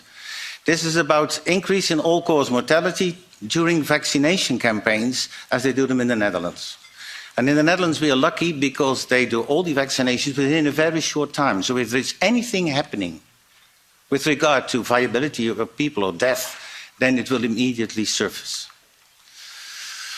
Now this is about, I will focus on 2022, and there is a reason for that. So first I would like to show you that two graphs here. The upper one is monitoring coronavirus in wastewater. And you see there are nice peaks. And what is below there is the number of elderly care homes that report that they have also corona infection. You see this is the same. So what we have in the Netherlands, we have an ongoing circulation with peaks of coronavirus. Does that cause mortality? No, not that much. So now I've look at the graph above. That is the mortality that you see in the elderly care homes. That's the red line. And the blue line is the one in the general population. And they have the same sort of dynamics. And you see actually in 2022, that's the right part of the graph, that there's almost nothing anymore. In the lower one, you see the orange line. That's again all these Omicron waves that we see. But in the blue line, that's the mortality in the care homes. It's almost nothing. Actually, what I've calculated there is the case fatality rate. It means that the chance that somebody who has a clinical infection in that care home, that he or she dies from that. That case fatality rate is now in the Netherlands below 1%, which means that actually we have something like what we call an endemic infection. And you can see it here. I mean, there are three groups of bars. Just focus on the x-axis. That's the age. So you see the distribution around the age of 75 years. And you see there the blue bars is actually the percentage of people in that age group that died with or due to corona. That's, at the moment, something like 1% of all mortality in each age group is due to or associated with corona. So actually, there's nothing going on in 2022 about corona. But then look at this. This is the mortality, all-cause mortality curves. And they've separated here 3 age groups. Look at the upper one. And there you see that there is this line in the middle with the sort of pink cloud around it. But above that is the actual number of deaths over the year. And you see this is a strange, wavery sort of pattern. And I want to know where that comes from. So we look at that. And so this is only 2022. And the upper one is the all-cause mortality. So the number of people that die per week. And you see there are strange waves, and the lower one is actually the vaccination campaigns in the Netherlands. That's in red. That's the number of vaccinations that was given in a week. So you see already, this is peculiar. When we have a change in that all-cause mortality, the upper graph, it seems that the lower graph also changes. So now let's actually look at these 2 vaccination campaigns. The left graph shows you the all-cause mortality. That's the gray line, and the blue line is actually the number of vaccinations that was given. Now, you don't have to be a mathematician to get really worried about this. And if you do the linear correlation, and you see that the more vaccinations that were given, the more people that died. The spring vaccination campaign was limited to people from 60 plus years. So these figures, I can only present them from 65 years onwards because I do not have the data from 60 to 65. But the main message is clear. This was mainly Pfizer. I go one back. I want to go back. Am I going back? No, I'm not going back.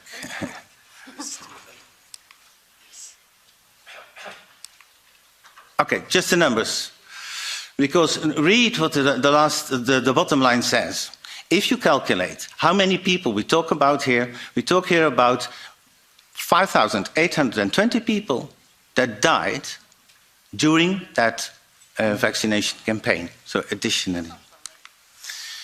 Now we go to the autumn campaign. Autumn campaign is a little bit different because there they used the bivalent vaccine, mainly Moderna. And in the autumn campaign, they said, okay, everybody can now, above the age of 12, can come for a vaccination. The left graph is again the all-cause mortality. It's the gray line. And the blue line is the number of vaccinations that was given.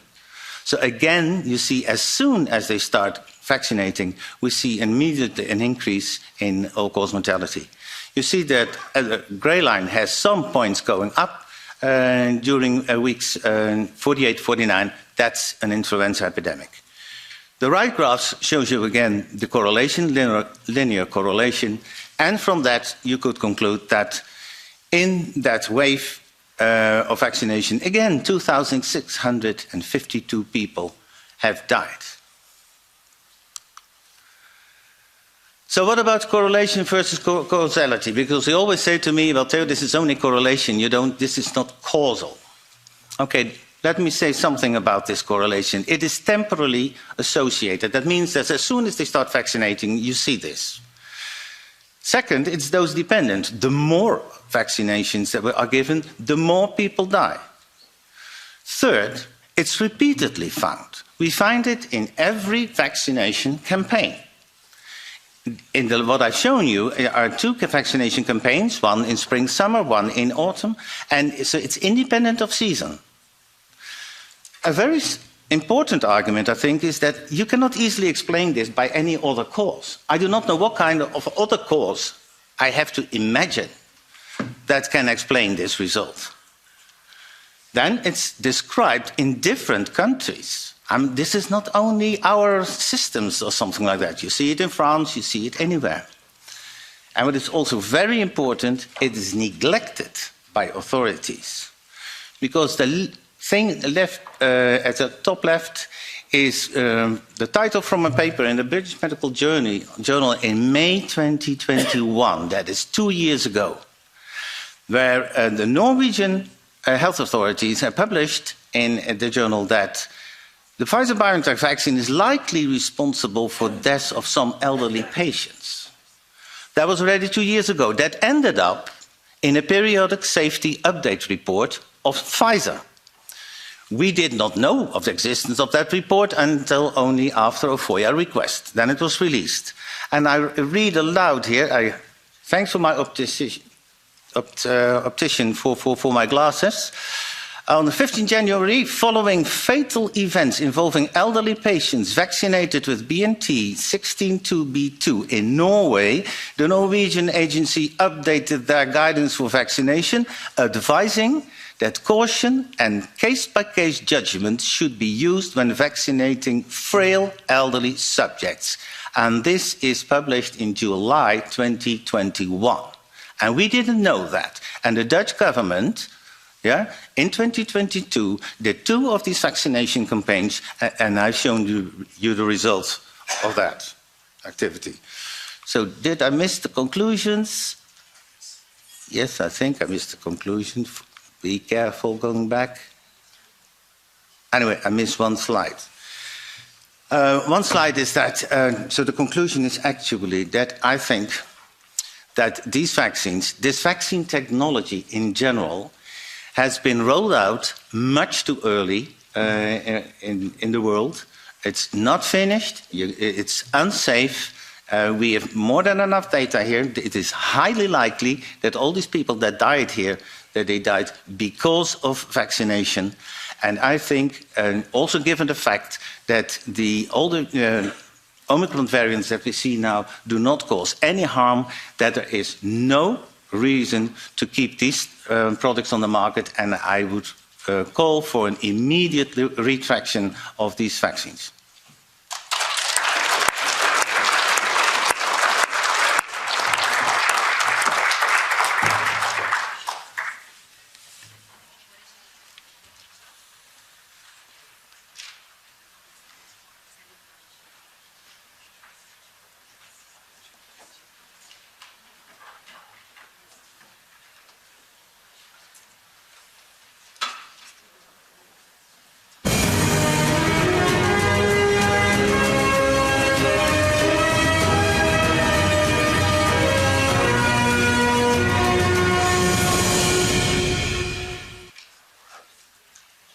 Hello, I'm Hervé Seligman, and I don't have an academic address, which means a lot.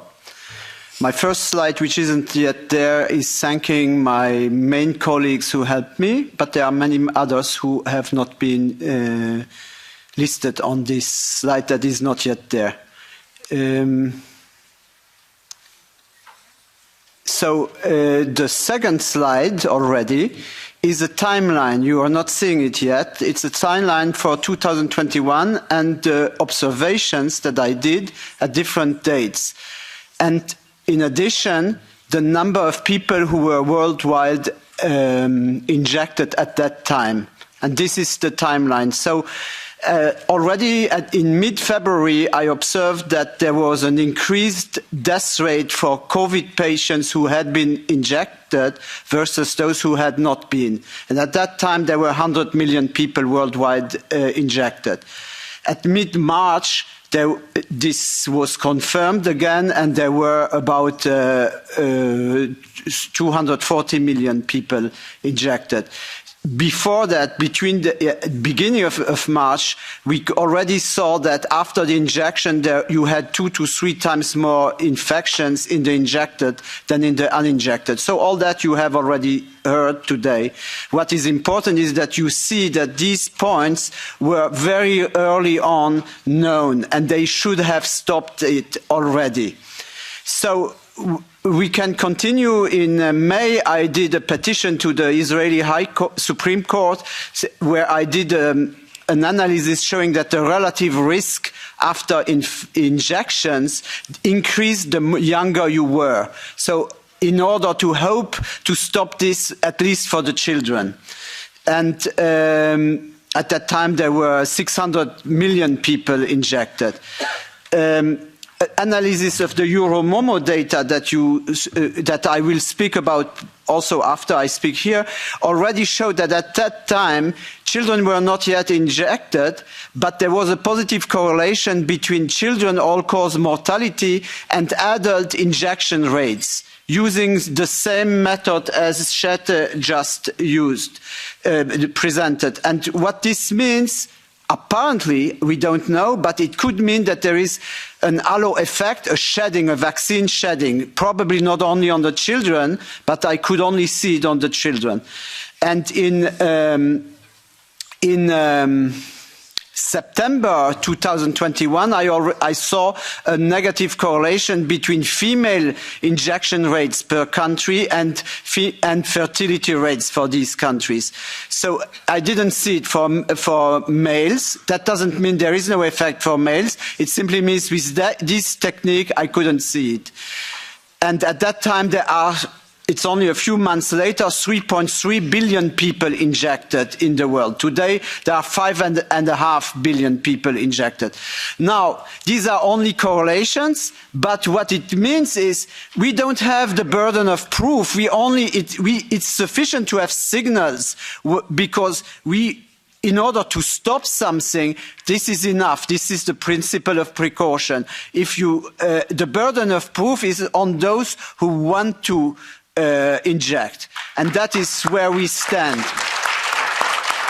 So why did we continue? In my view, there has been a multi-decennial propagandizing and educating to self-hate and to self-destruction of the populations, something related to depopulation and agenda that for me is tantamount to talking about Lebensraum ideology. So my last issue is about weekly Euromomo data that were already discussed before. And these data are all-cause mortality rates. They are age stratified for different age classes. And what is important, we could confirm at least the short-term effects with CDC data on US all-cause mortalities. So how do they look like? This has been shown. These are the Euromomo data. They are for 26 countries. And these data will look as Z standardized death rates week per week. And until today, I have about 120 weeks. So 120 columns in this table that I'm not showing in total. Each line is a different country. The next table is for the same countries and the same weeks. I have the percentage of people who were injected in these countries. And the next slide is the correlations that we see for a given column in the injection table versus the mortality table, where of course mortalities happen either the same week as injection or later. And so you have sometimes positive correlations. The more you injected, the more deaths you have. And in other combinations of mortality and injection weeks, you have negative correlations. So what we are going to look at is at the percentage of positive correlations among all correlations where the time lag, the time between injection and deaths is the same. Either the same week, 1 week later, and so on. That's the diagonals on this matrix of correlations. Each diagonal meaning the same number of weeks between the events. And the graphs on your, on your left side, you have for the first injection. On the right side, you have for the third injection, for the boosters. What you have is in yellow is an excess positive correlations. The more you injected, the more deaths you had. And in blue, the more you injected, the less deaths you had. So that's what you expect to get with the vaccine. That's a protective effect. So in the first 5 weeks after injecting, you have excess deaths. And that's basically the same as we know from the VERS data. Then we have 15 weeks of fewer deaths. That's the protective period, which ends approximately at the time that in clinical data we see the antibodies from the vaccines disappear from the blood from the injected. So what I get with my statistical analysis, I have no physiological data, anything. I see something that corresponds to clinical data. So we trust my analysis based on that. And what we see and which other analysis or other data don't show you are adverse periods, yellow periods after these 20 weeks. You have from week 20 to week 40 a long adverse period. Then you have a long 30-week period where we don't see anything. That would be what we expect if there was no effect by the vaccines. But after that, you have again from week 70 to week 95, after injecting the first injection, we have increased mortality rates proportional to the injections. So this seems like it's not going to stop, because it's continuing as long as I have data, significant amounts of data. For the third injection, that's the second graph that you see, you have basically all the time adverse events. It looks in both graphs like as if maybe these adverse periods are getting worse with time. So for the children that were not injected beginning in the first half of 2021, I still have a yellow period, meaning the mortality rates of the uninjected children was proportional, positively correlated with the adult injection rates. That's what you see here. That's why I'm telling you, I think that there is something shed by the vaccinated. There could be other explanations, I don't know. But there is an effect, an halo effect. And another interesting fact that came out about a month ago is a Danish study showing for different batches, production batches of the Pfizer vaccines, that you have batches that have high adverse event frequencies, medium ones, and low ones. It's important to think about it. We don't know what that means. But if you do the analysis that I already showed you for the first injection, but only for the 6 first months of injections of 2021 versus the second half of the year.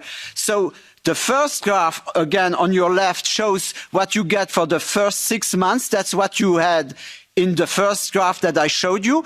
But for the second half of the year, we see something totally different. What is the cause of that? Did we simply have different types of batches with different adverse events types?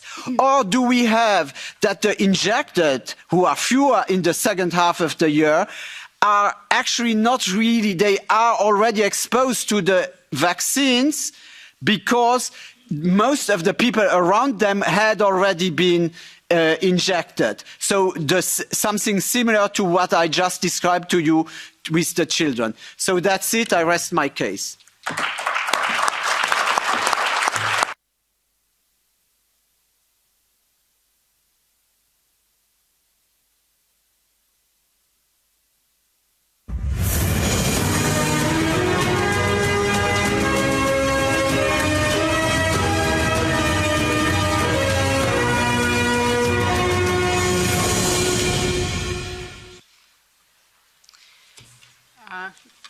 Can you hear me? My slides are on the way, yes? Thank you so much to Liz and Stephen and Lily, first of all, and a member of the European Parliament. Really grateful for this experience. Beyond a recall of these products, I think we need to look ahead. I just want to say this at first, because they're not finished with us, and the next thing is coming. And besides just saying, this has to stop, the current 3-year program, we need to look ahead and preemptively say no. I think that's really important.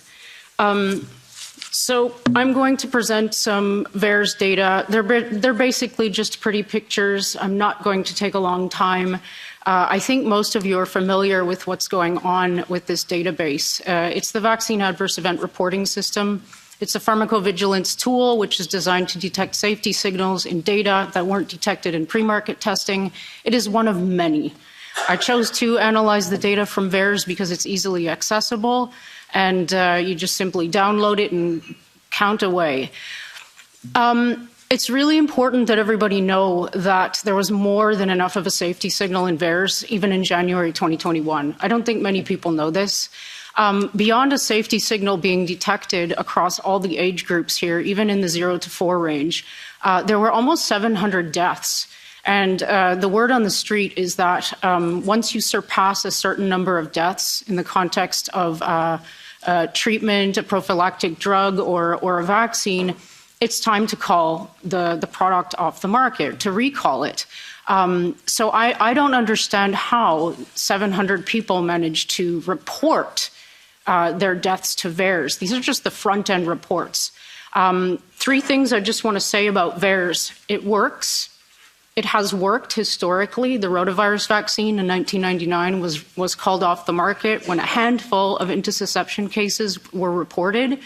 It works when it's being looked at. So the problem is the people who own the data, which are the HHS, the FDA, and the CDC, are not doing what they've always done in the past. And no matter how much of this that we're doing as analysts, they don't seem to be concerned with what's going on. And I think that you guys probably will be after you see these these pretty pictures. And VAERS is severely underreported. Lots of people are going on saying that it's overreported because everybody knows about it. That is rubbish. It's severely underreported. We don't know exactly by how much, but I've calculated it to be at least 31 times underreported, which is based on the Pfizer phase 3 clinical trial data, which is probably also rubbish. And so you can take it with a grain of salt. Needless to say, I never ever show the underreporting factor in my figures because we don't need it. The numbers are very high. This is just to give everybody an idea of what's been going on for the last 10 years. VAERS has been on the go for 30. This is the last 10 years of data.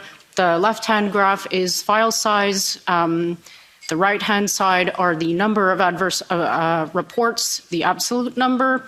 And you can see for the past 10 years, it's been very, pretty even. The number, this file size and the number of reports. The number of deaths for all the vaccines combined for the last 10 years is something around 139. So if you compare that to the almost 40,000 reports that are currently in VAERS right now, there is no comparison. So you can see there's a 1,400% increase in the file size in just 2021 alone. And I remind everyone, I'm talking about 3 products in 2021, the mRNA and the Janssen, and all the vaccines combined for the last 10 years.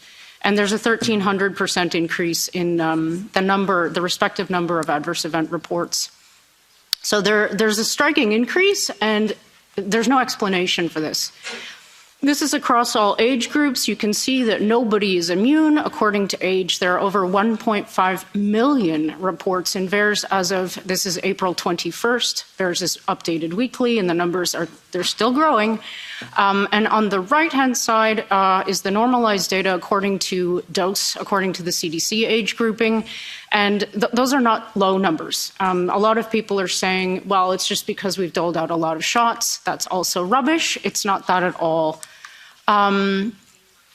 Now, we've already seen evidence that, there was it's not even evidence. We knew that these shots were unnecessary in children. COVID is not really it's not a bad disease in children.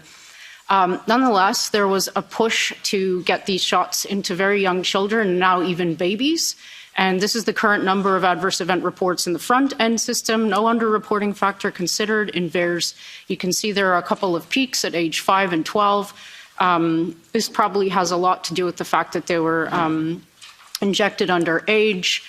So again, no child needed these shots, and the infection fatality rate in children is nil. So it really begs the question why. This is a slide just for you to have evidences from way back when showing that the rates of death from COVID itself in children was basically nothing. And this is in comparison to the deaths that have been reported in the context of VAERS. So I'm just going to leave this here for people to peruse. Oh, that's not supposed to be like, oh, okay. So again, I reiterate, no child needed these shots. They were pushed on children, and children have died, according to the reports in VAERS.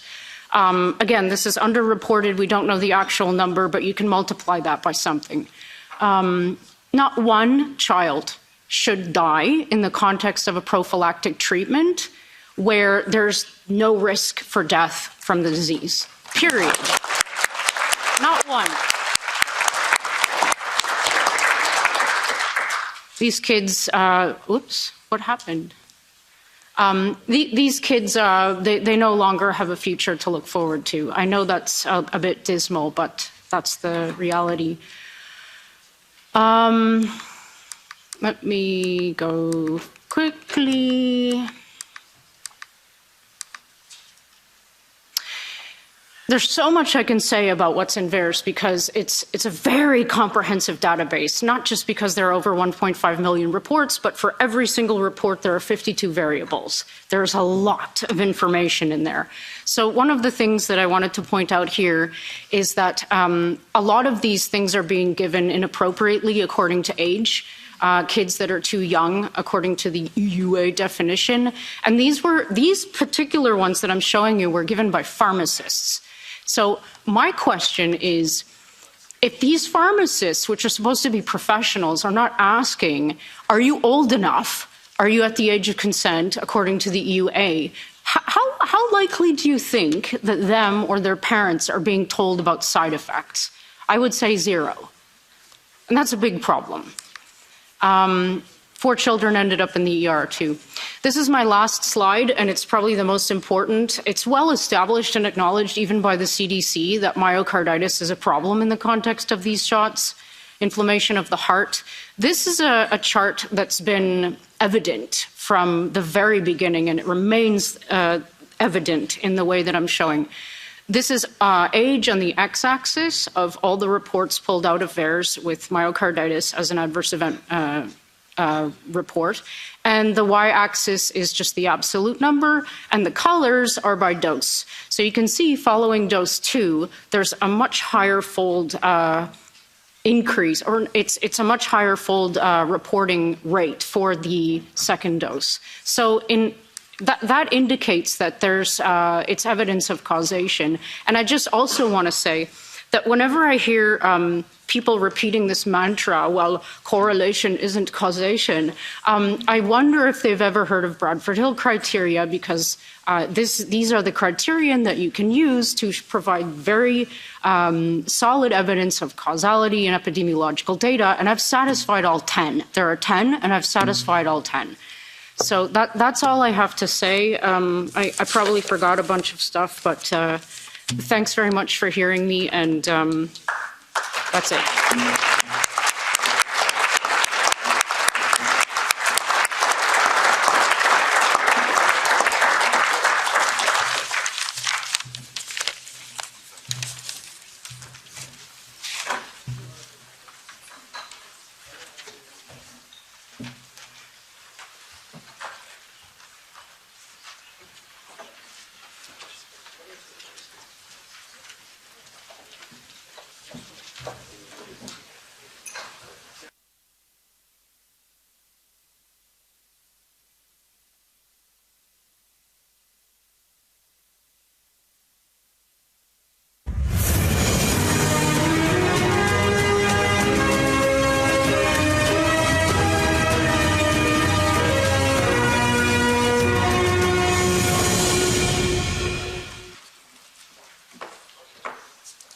Good afternoon, everybody. It's on? Can anyone hear me? Closer, because I'm too short. That's the problem.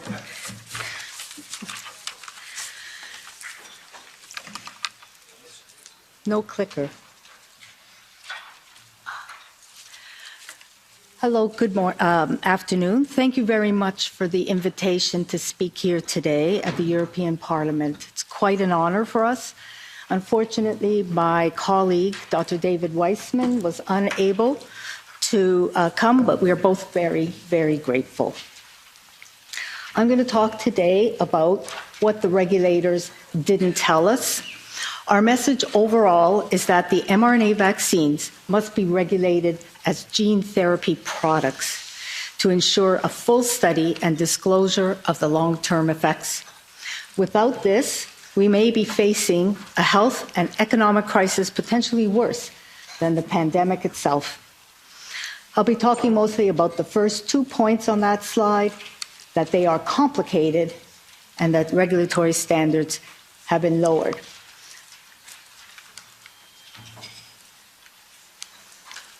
The experiment, oops, back. I'm not sure everyone realized how complicated these products really are. These are the most complicated products I've ever assessed in my career to date, in both David and ours view, with multiple specialized components, various manufacturers, suppliers, and complicated supply chains.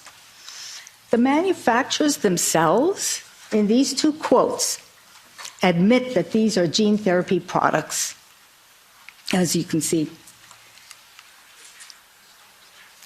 The mRNA in these products are not natural. They have been extensively modified to evade host defense systems to this foreign material and to increase the amount of protein production to basically make them commercially viable. In addition to the viral spike protein sequences, which you can see in blue on the right-hand side, the green sections, which are untranslated, they're not translated to any protein, they contain human elements. And these may increase the risk of autoantibodies. They also contain large amounts of N1-methylpseudouridine, which replaces uridine, whose toxicity and metabolism is unknown in humans, especially after repeated doses. If these are gene therapy products, why was there no review by the Committee on Advanced Therapy of the EMA?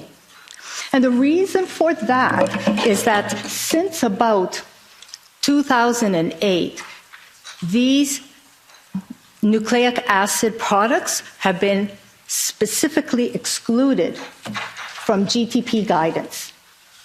In each of the guidelines I put up there, they actually state these guidelines do not apply to vaccines or any indication against infectious disease. So we're left with the 2005 WHO guidelines, which are applicable for all non-clinical assessment used for all other vaccines. And that was the guidance that was used. If it had been gone under gene therapy products, this guideline from the FDA, for example, could be used. It's a really good guideline for long-term follow-up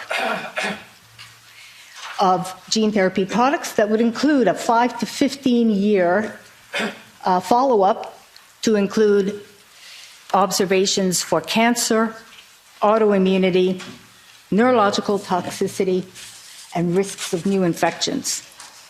In addition, the EMA itself excluded assessment for long-term effects. It is of note that the EMA did flag many manufacturing concerns, including contamination with double-stranded DNA, double-stranded RNA, endotoxin, and the fragmented mRNAs. And we're very, very cognizant of that fact. The bivalence of the manufacturing in particular requires 2 DNA plasmids, and purification issues may arise from that, which lead to contamination. The FDA has flagged that DNA itself may be oncogenic, doesn't need to be put into the genome, and may be immunomodulatory. And recently, a former scientist with the Human Genome Project, Kevin McKernan, has sequenced the BioNTech Pfizer vial vaccines of the bivalents and have found significant amount of double-stranded DNA plasmids. Oops, can we go back? Plasmids in the vials. These plasmids appear to be replication competent, which means that they can replicate. They contain an antibiotic resistant gene, and probably more importantly, they contain something called an SV4 promoter, which was not appeared to be disclosed. If you see on the left-hand side, that is called the plasmid map that was available on the EPAR, the European Public Assessment Report for the Pfizer-BioNTech's BA.4/5 vaccine. These results will need verification, but it raises major concerns in manufacturing and starting materials that have produced substantial contamination with unevaluated toxicities, and were not present in the product that was used in the original clinical trials. Our review of the EMA document showed that the EMA really did ask, the reviewers asked extremely pertinent questions on many aspects of these products, but they then accepted either a lower standard or only inadequate and token answers at the time that the vaccine received its conditional marketing authority in December 2020. The LNPs, the lipid nanoparticles, they are also synthetic. They're difficult to make and prone to agglomeration or clumping, especially if they're stressed with a freeze-thaw cycle. Agitation, you shake them up a bit, for 5 minutes they fall apart, or changes in buffer and pH. It was a real concern for the manufacturers to make a formulation that was stable. The metabolism and toxicity of these particles are really poorly understood. Importantly, they were assessed as novel excipients, which means they were assumed to have no pharmacology in and of themselves, only to be used to bring the mRNA to the cells. And as a result of the novel excipients, they only required limited studies for toxicity, biodistribution, and genital reproductive toxicity. Furthermore, accuracy and fidelity of the transcription to the spike protein remains to be completely verified. We call them pro-vaccines because, as you've heard earlier, they are not the active substance. They actually engender the active substance is the spike protein, which elicits the antibody production for the therapeutic effect. The full sequence and rationale for each of the elements, as done right there, of this modified mRNA should be provided to the regulators in addition to the characterization, the peptide sequence of the spike protein produced by the mRNA. The central questions of the pharmacology of these things. The central pharmacology of these things were asked of the FDA in June 2022, and the answer by the FDA head, Pfizer's head was, we don't really understand how these mRNA vaccines work. And besides, it is an academic question and not really important. The messaging was poor. Remember, we were all told mRNA goes away after a few days, and we now know that's not true. Stefan Bassel here showed that you have exosomes with the spike protein on the outside of these little bubbles that hang around for 4 months. And further data about mRNA that lasts for a long time. We know about the wide distribution of the LNPs, so that distribution was not assessed. The regulatory standards have been lowered and circumvented. We all heard safe and effective, safe and effective. But the efficacy standard that was used was a may be effective standard, as opposed to the standard you usually use for drug therapies. And it gets worse because then we use an extrapolation standard for children vaccines, for the boosters, and for the bivalents. This is important because Moderna actually stated in a meeting with the FDA that their bivalents make heterotrimers, which that is, they are 4 different novel proteins made, or 2 are novel and not seen in nature, because you have 2 mRNAs that are delivered in one LNP, so you make 4 of them, and none of this was asked for. More importantly, Florian Kramer, of noted vaccinology, actually made that point in December 2021, and it was not brought up to the regulators. In the end, the EMA has a website, 80 pages of data of changes to the vaccine since it came out. They're either manufacturing changes, steps.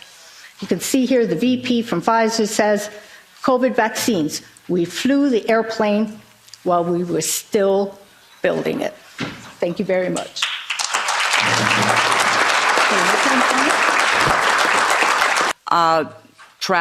You traveled all around the world just to be here, and that is so very important.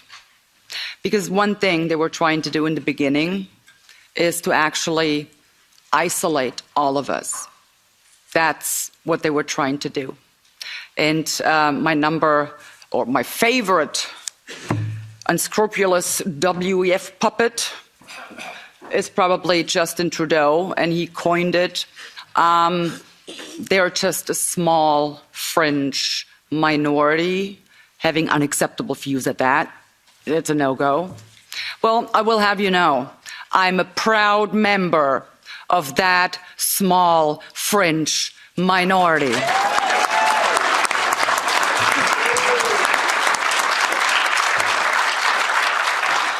But what were they actually doing? Well, they were instilling a sense of disenfranchisement, isolating people, and I'm particularly grateful that Mr. Christoph pointed that out in his presentation, because that was part of the game.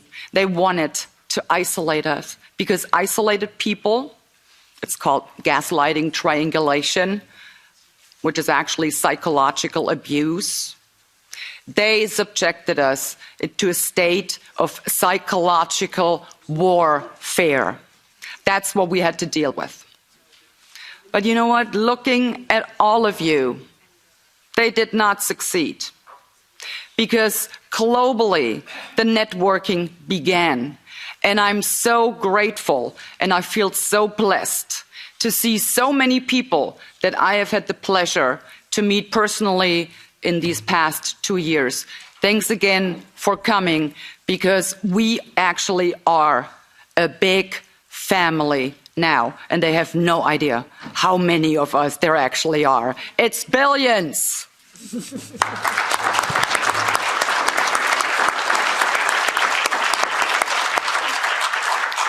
But we're really up against a lot. You might have followed the work we have done with my colleagues and Ivan Sinčić, Christian Terhash in the COVID committee. And despite everything we shed light on, despite all the lies, despite all the false narratives, despite all the misinformation, we uncovered and actually forced them to having to admit to, despite all of that, they are still determined to pull through with their plan. We just reviewed the draft report of the COVID committee, and in this report, I can tell you, every single lie is being repeated. They do not stop. One example, the report is 56 pages long, contains 4,480 words. How many times do you think the word adverse side effect is mentioned? How many times? One single time. But not in the way you think it is. Make no mistake. I will tell you what it says. The committee requires the member states, the EU Commission, and the manufacturers of these mRNA injections, well, it doesn't say that there, but requires them to more clearly communicate adverse side effects in an orchestrated, concerted kind of way in order to, and that's the point they're trying to make, in order to prevent the spread of disinformation and fake news. That is what they're after. It's not about the adverse side effects. That is just one example in this report. Like I said, every single lie is being repeated. And as I have been saying, and unfortunately it turned out to be true, this whole COVID madness, this so-called pandemic, it was just a test balloon, a gigantic test balloon. Well, for what, you ask? Well, to see how far they could go, to see what exactly they would have to do to get free individuals in a free and democratic society to consent to being forced into compliance. That's what they were trying to establish. That's what they were trying to figure out. And they have figured it out. Trust me, they are much smarter now. The goal ultimately is to transform our free and democratic societies, into totalitarian societies. Their goal is to strip each and every one of us of our fundamental rights of freedom, democracy, the rule of law. They want to get rid of all of this. And they're robbing us of our identity. Whether it be our national identity, our cultural identity, they won't even stop to rob us of our sexual identity. The very core of who we are, they don't even stop there. This whole COVID thing had never anything to do with public health. It never had anything to do with breaking waves. It always had to do with breaking people in order to make us a part of a mindless, malleable mass, which they can totally control, and we will be completely dependent upon this globalitarian elite. That's what they have in store for us. You're sitting in the EU Parliament, but you can take any kind of international governing body or organization. It is no longer by the people, for the people. From now on, it will be by the globalitarian elites, for the globalitarian elites, and nothing else.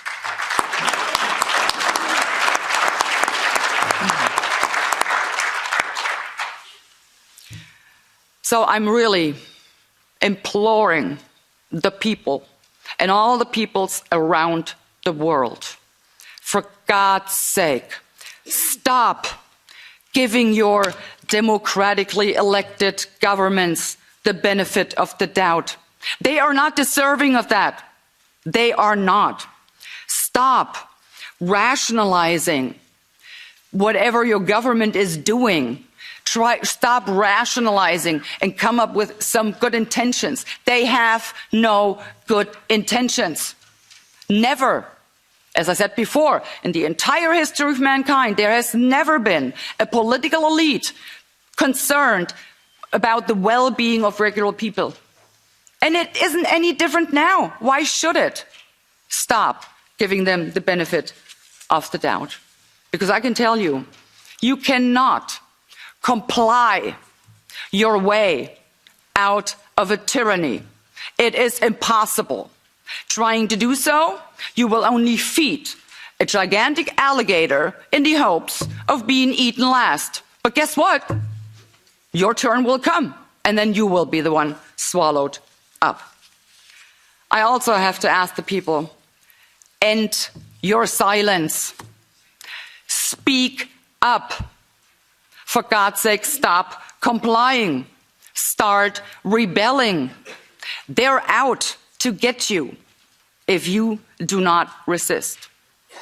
I would also urge you to stop voting for those who inflict this psychological abuse on you, who mock you for their own good.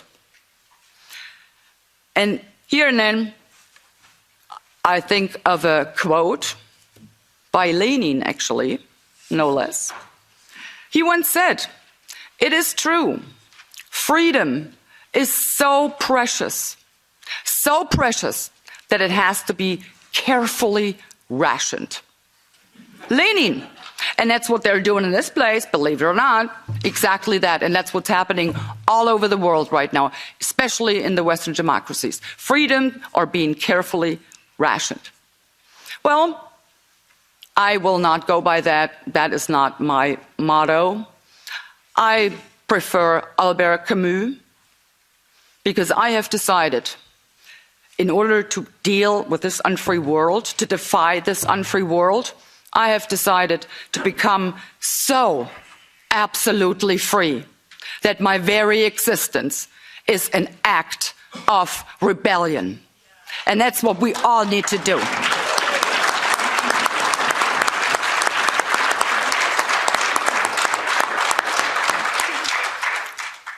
So I will continue to fight, and I'm sure my colleagues will continue to fight the globalitarian elite. I am determined to do whatever it takes to bring them down. They have us to reckon with now, and that's why they hate us so much. Because we bother them, we are a nuisance, we're annoying them. and we are exposing whatever they're planning for us. Sometimes it's not that much fun to constantly being accused of, just about everything and anything, but we can at least say, however this pans out in the end, at least we will not stand accused by our grandchildren to having stood by in silence. We will not have to justify to our grandchildren why we were followers. It's not us. We're not followers. We're critical thinkers, and we will expose all of that. So we will not have to answer to our grandchildren why this happened again, I might add, again. They haven't learned anything.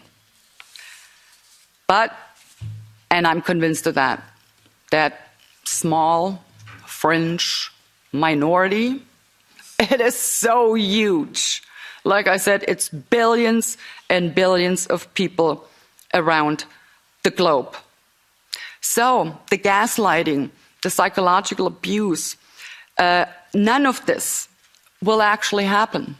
And if I've come to realize one thing in these past 3 years, it is this. I'm an elected representative of the people, by the people, for the people. I represent your best interests. But I've come to realize my most important job actually is to break the psychological abuse, because this psychological abuse only works if there is no contradicting voices. So I have come to realize my most important job to serve in the best interest of the people is to actually use my voice to break the psychological abuse, expose their lies, and give the people validation. That's what they needed, and that's what they needed to actually stand up, take to the streets, and fight this. So this is my promise to you, I will always be that voice that will break their despicable psychological abuse pattern. They're criminals and they belong behind bars. That's where they need to go. Hello. My name is Dr. Meryl Nass, and I and Dr. Kat Lindley will be talking about the new WHO documents. You've heard from my last two colleagues that the rulers of many countries and many other apparatchiks have been wantonly breaking the law over the last 3 years. They have had no concern about obeying the law, and they want to protect themselves. That's it. Oops. Okay. We're undergoing a soft coup, and the idea is to create a whole new set of laws and ignore the existing human rights laws and other laws under the pretext of pandemic preparedness and the biosecurity agenda. 70 countries at least are involved with this, 50 supported by the US. And the justification requires you to believe that pandemics are common and that they're caused by humans catching diseases from animals, from what they call spillover. And Fauci and Daszak have pushed this idea continuously over the last 3 years. Two examples. This is one Tony Fauci said in the journal Cell. In a human-dominated world in which our human activities represent aggressive, damaging, and unbalanced interactions with nature, we will increasingly provoke new disease emergences. Daszak and Fauci's two lieutenants said the same thing. We must realize in our crowded world, human behaviors, environmental changes, and inadequate public health mechanisms can turn obscure animal viruses into existential human threats. And who is going along with this? Basically, all the major multinational organizations, as well as all our health authorities.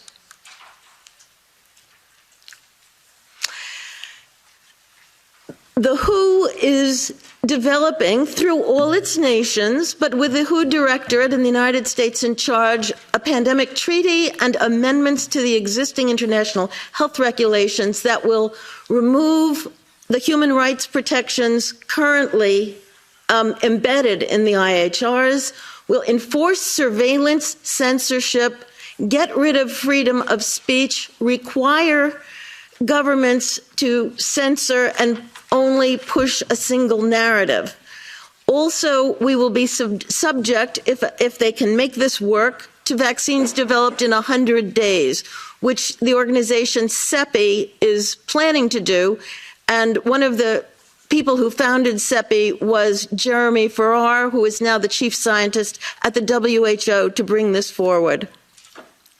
Other things that the amendments do is to bind the states so they're no longer recommendations but enforceable edicts, provide a liability shield, get rid of intellectual property rights, move supplies from one country to another, enforce digital passports, and the Director General of WHO can demand that a pandemic or a potential pandemic exists. He can just declare it with no standards, and then countries around the world will have to obey.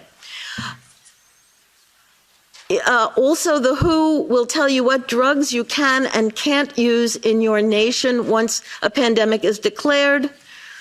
Obviously, the budget will increase. One Health is another part of this. One Health is a concept that was created to enable the WHO, with these documents, to take over jurisdiction of everything in the world by saying that climate change, animals, plants, water systems, ecosystems are all central to health. Also embedded in this concept is a peculiar notion that humans are no longer of greater value than animals. And I've got the quote there from the Lancet in January.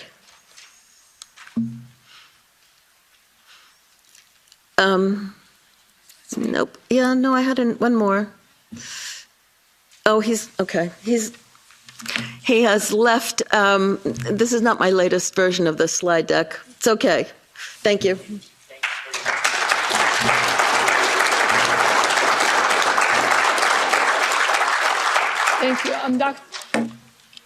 Thank you. I'm Dr. Kat Lindley. I'm Croatian-born and American-trained family physician. I'm going to cover the treaty. So in December of 21, in a consensus decision that was titled World Together, the World Health Assembly established an intergovernmental negotiating body to draft and negotiate a treaty with the aim to strengthen pandemic prevention, preparedness, and response. The zero draft, called WHO CA+ was released on February 1st, 2023. Even though the World Health Organization failed miserably in preventing the spread of COVID-19, the CA+ draft, as is, would dramatically expand the authority to declare a pandemic and thereby trigger provisions in the treaty that would reallocate resources and encourage governments to waive intellectual property rights. The treaty aims to expand an international bureaucracy for health emergency with an additional budget that is estimated by the World Bank to be 3 times the current budget of the WHO. The nation members shall raise financial resources to implement the treaty and commit not less than 5% of their national health budget to be devoted to health emergencies. This treaty also calls on the parties to tackle false, misleading, misinformation, or disinformation, thus forming its own version of Ministry of Truth. Important concept that Dr. Meryl Nass covered was One Health approach under Article 18, and I urge everyone to actually read this article. The language sounds very benign, but is potentially catastrophic. By their definition, local health concern deemed a public health threat can be controlled at global level. giving WHO the right to intervene anywhere at any time.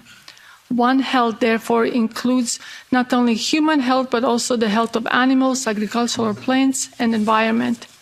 If passed, WHO would have control over every aspect of existence on Earth.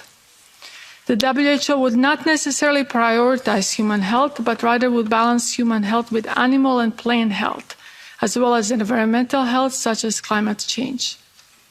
The bottom line is the previously encouraged recommendation by WHO now would become mandatory obligations to be followed by all member states.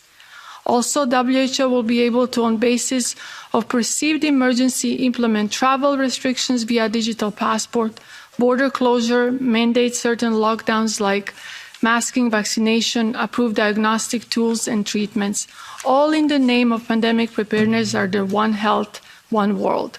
How do we stop this? If CA Plus fails to achieve 2/3 majority or after adoption fails to secure at least 30 ratifications, it will not pass. We need to pass national and state legislation to block the treaty and the amendments to the IHR. We also need to maintain our national sovereignty and human rights as we know them, and we must exit the WHO. Thank you.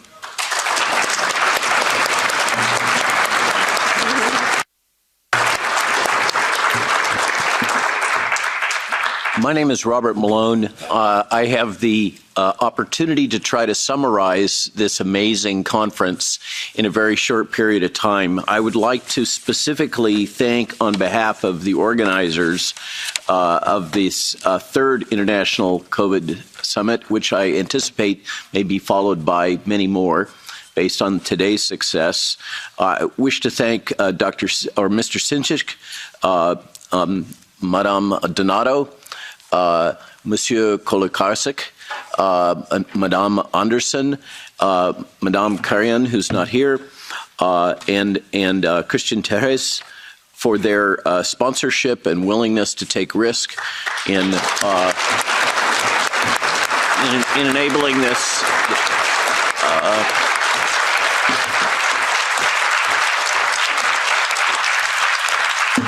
In enabling this opportunity to speak in such a esteemed facility and important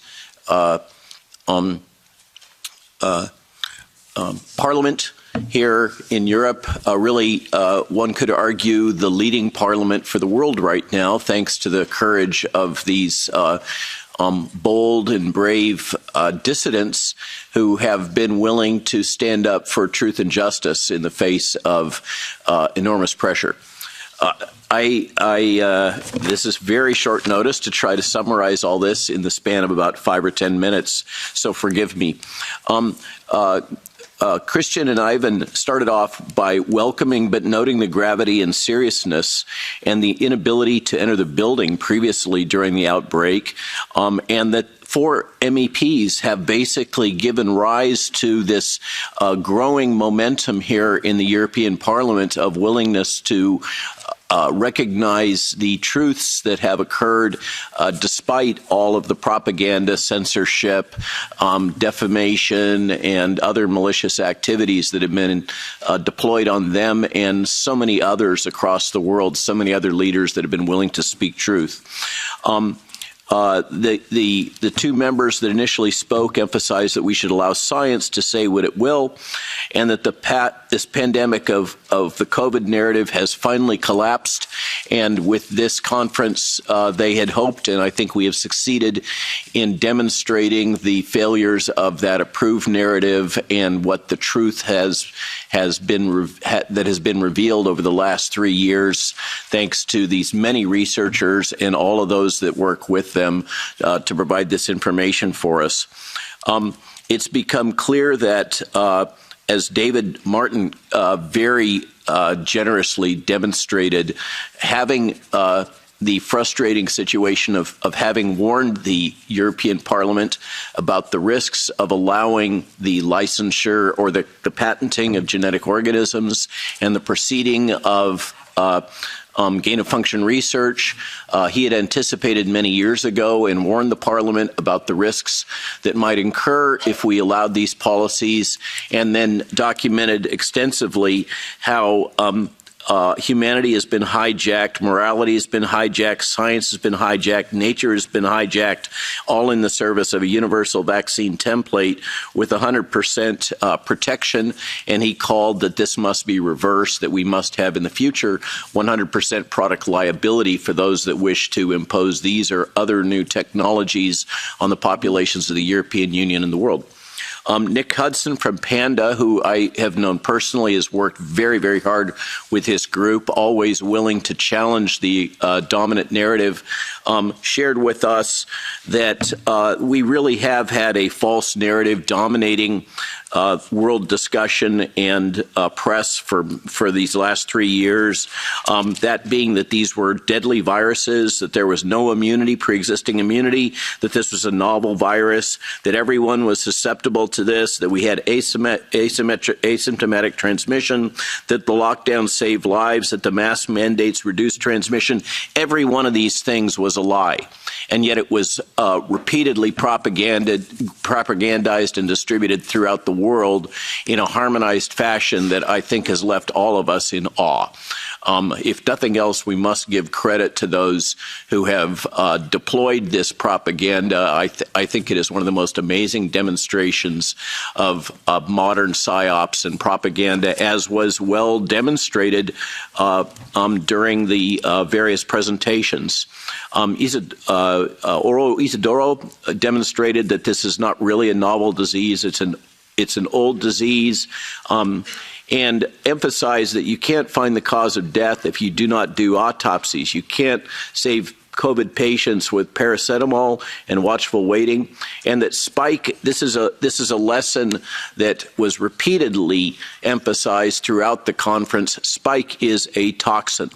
This is something that I was roundly attacked for saying over 2 years ago, and I'm very reassured to see that this is now universally accepted, at least within our community.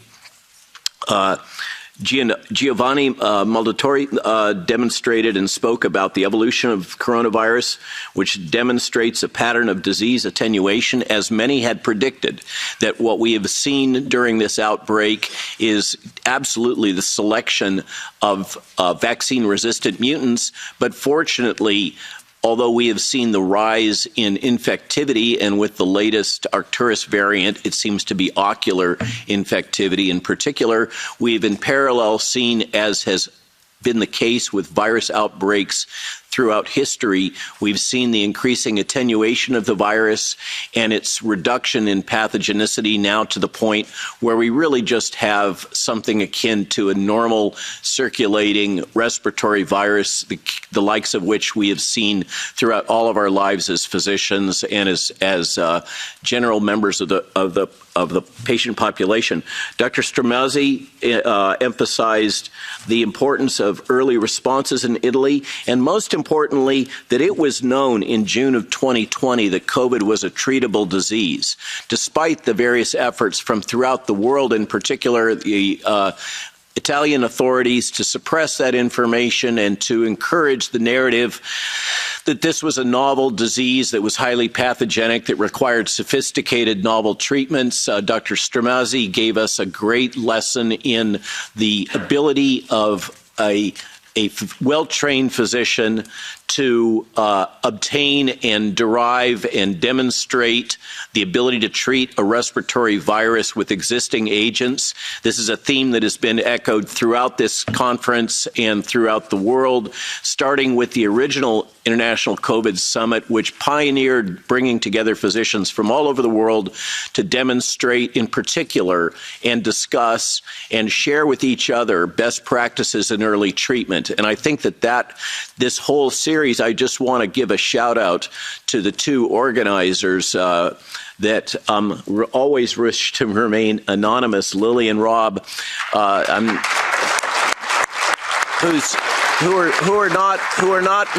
not medical professionals. They are brave, committed individuals who felt the call to duty and stood up at a time when everyone else was afraid and said, we are going to get these conferences started and run and operated. They have had repeated obstacles throughout the history of the International COVID Summit and overcome every single one. I can't tell you how many times we thought this conference was going to come to naught, and yet here we are, I think, with one of the most successful ICS conferences to date. Moving on, Louis Fouché gave us a great essay and presentation on the effects of mandates, early treatment, and media, particularly focusing on masks, that there's no utility for masks for coronavirus. I know it will shock most of you. As early as March 2020, the evidence existed that masks could cause harm, that the ECDC evidence for mask use is not existent or weak, that masks do not work in schools in the European Union, that those data are quite clear, that the lockdowns in the European Union increase the speed of transmission by 50% relative to Sweden. That's shocking to me. Lockdowns must be avoided, and mask use in children absolutely must be avoided going forward for these types of respiratory diseases. I think that's something we can all get behind. Philippe Bourquois, forgive me if I'm mispronouncing, gave us this. We were deprived of the opportunity that many of us looked forward to for Dieter Raut to share his time and insight. I remember personally how badly Dr. Raut was defamed, slandered, harassed, delegitimized by the press, and yet he persisted. One of the greatest virology scientists and immunologists in France, who unfortunately has been forced into retirement, built an amazing institute, the IHU, and we did benefit from Philippe Bourquois sharing with us the experience of the IHU in the use of hydroxychloroquine, and in particular, his courage in speaking about the limitations of really evidence-based medicine and randomized clinical trials in the face of an outbreak, their willingness to make the same decision I had made, and I think in retrospect many of us will agree was the wisest position, to focus on drug repurposing, not development of new vaccines and not seeking novel drugs. And the Institute led the world in this and had great success, and also demonstrated that the vaccines have had no effect on the pandemic, unfortunately. But I think we all owe the Institute and Dr. Raut thank you for their courage and fortitude in the face of all the obstacles and all of the derision that they've encountered, for their guidance and leadership in pioneering the various treatments that were revolving around hydroxychloroquine and azithromycin in particular. Pierre Corey, my American colleague, stepped in then and spoke at length about ivermectin and gave us just a classic series of demonstrations about how the whole enterprise of the pharmaceutical industry and the academic publishing industry has been compromised through this in a way that we can now clearly see, in the way they've mismanaged repurposed drugs and ivermectin in particular. And I certainly resonate with that. I have many examples with him of how the likes of the FDA have suppressed ivermectin very adequately. I saw what was going on during Active 6, and I resigned. Jason Christoff gave us, I think, one of the most important speeches here from my perspective going forward. As we think about going forward, Jason gave us clear demonstrations of how the media and information warfare technology has been weaponized and deployed against us. And he concludes that crimes were committed and psychology and psychological technology was weaponized against the public, and this must never happen again. This is one of the things that I feel most strongly about, is somehow we need legislation that makes it clear that deploying fifth-generation warfare technology, PSYOPs, PSYWAR technology on civilian populations is absolutely not acceptable.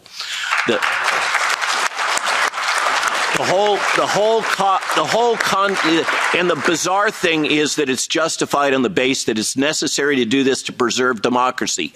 I argue the contrary is what's true, that this makes the concept of democracy obsolete.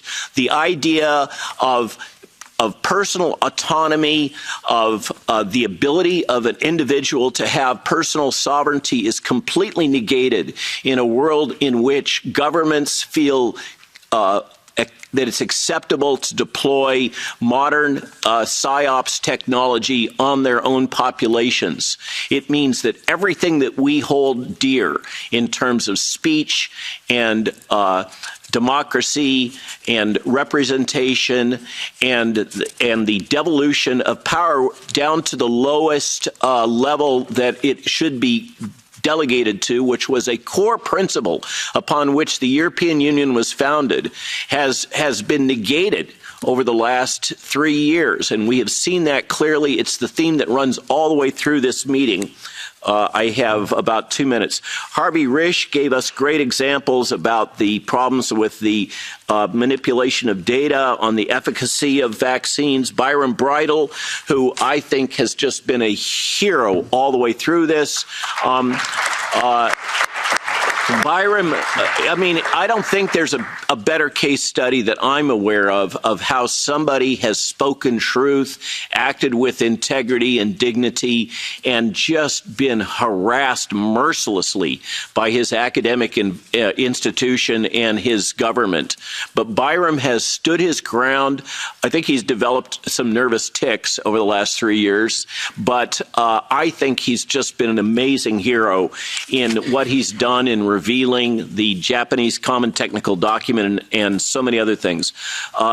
Francesco Donata gave us a summary from the morning about the importance of truth, democracy, and freedom, which has been important to all of us since the beginning. I think those were excellent summary comments. And Mislan Kokolovic, forgive me, made the clear, unequivocal statement that physicians should define pandemics, not the World Health Organization. I think that's another thing we can all concur with. Christine Anderson followed that the COVID committee reports are repeating, the COVID committee reports that have come out of this institution are repeating every single lie that we have encountered all the way through this as accepted wisdom. That report is really not valid. It is clearly biased. I could go on and on about the excellent presentations from Giuseppe Trito, Natalie Prego, Giovanni, Emmanuel Darlis, Alejandro Diaz giving us the perspective from Mako, Kirk Milhound, my good friend, making it abundantly clear about the pathology associated with the jabs and the unnecessary deployment of the vaccines in pediatric populations and the excess mortality and morbidity that's associated with that. And Rosanna Cifari spoke about the fetal effects, that spike activates microglia in the brain, the CNS consequences of this. Arne Burkhardt spoke about damage to heart and lungs from 75 autopsies. So we now have clear autopsy data, excellent presentations from our pathologists, including my friend Ryan Cole, about the effects on cancer. We had Vincent Pavon speaking about all-cause mortality in France. The all-cause mortality statistics of Theo Shooters showing the correlation between the deployment of the vaccines and the waves of excess all-cause mortality in the elderly are perhaps the most clear and explicit demonstration of really a challenge, re-challenge study that I've ever seen. There should be no more doubt about the relationship. All of this noise about causation or correlation does not prove causation. We've seen data from Theo and from Jessica and so many others that refute this thesis. And as she kindly points out, without screaming it to the roof, that the criteria, the Bradford Hill criteria, have been abundantly met here in demonstrating that this is a valid correlation. I could go on and on about the legal consequences and breaches that have occurred throughout the European Union and the world, Children's Health Defense, and many others. Many other attorneys, both in the United States, in Australia, and throughout the European Union, Switzerland, are finally reaching the point where they're holding officials and hopefully pharmaceutical companies accountable. And I think that we will all be able to synergize as this discovery process moves forward. So in sum, then we had, looking forward, frankly, from Meryl and Kat, my good friends, this alert. And I hope that looking forward, that's the thing that you take home, is these new regulations, these IHR modifications that are trying to be slipped under the rug so that we don't pay attention to them. And unfortunately, they've been promoted by the government that I'm a citizen of. And I can tell you that in my country, there is great consternation and disagreement about pushing these from this administration and our Health and Human Services through the World Health Organization. And I concur that the risk is substantial for basically a surreptitious power grab by a group that is not elected, is not representative, and has shown, for instance, in the monkeypox outbreak, as well as with this outbreak, to not be responsible custodians of World Health and human health. I thank you for your time. I hope this was helpful. And now we've got to get out of here before we get thrown out. So. Well, a warm welcome to this talk. It's Friday the 5th of May, although you may be watching a few days after the 5th of May. Now, we've looked at some reports about the debate in the UK Parliament about this new World Health Organization. Some people are calling it treaty. Technically, it's called the Pandemic Accord. And we'll just look at where we're getting this from, because there are some people that are really quite concerned about this. I'm not going to tell you to be concerned or not. I'm going to be giving some information and you can decide. But these are the sources. They're all directly from the World Health Organization. So there's that one, Intergovernmental Negotiating Body. There's this one, Working Group on Amendments to the International Health Regulations. Now, there's two things going on at the same time here, so it is a bit confusing, and let's hope one's not being used as a distraction for the other, because I think we need to look at both of them. This is the working group on the International Health Regulations, updating the regulations from 2005, and all the regulations are there. You can download the full report, which, to be fair, is open and transparent. You can see it and study it for yourself. Now, let me just give you a bit of a background here to what's going on. So this is from the WHO site. Countries around the world are currently working on negotiating and or amending 2 international instruments. Now, the first question here is why they're doing 2 at the same time, because this is causing confusion. Pity they haven't done 1 at the same time, which will help the world to be better prepared when the next event with pandemic potential strikes. But as we'll see, it's more than pandemics that they're going to be talking about. Now, this is the first one we looked at, the Intergovernmental Negotiating Body. That's that first link we looked at there. Check it out for yourself. And they're saying this is as we've just read, this response. So fair enough, it all sounds quite good. Commonly known as the Pandemic Accord. But at the same time, going on apparently concurrently, we've got this other thing, this amendments to the International Health Regulations. And these two have to be seen as a pincer movement, double whammy, something like that. Where are we? Here we are. Now, this is amendments to the International Health Regulation.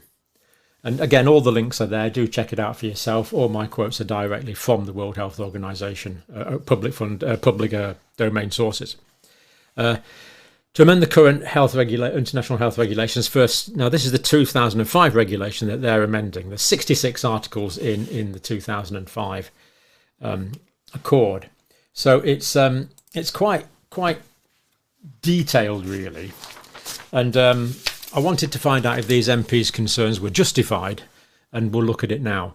So what they've done here is the changes are in bold, although the underline doesn't copy, and the strike through a proposal to delete existing text, but the strike through doesn't copy and paste either. So what I've done is I've put the ones that the strike throughs in Comic Sans. So what I've put in Comic Sans are the bits that are coming out or potentially coming out, and the bits in bold are new that are going in.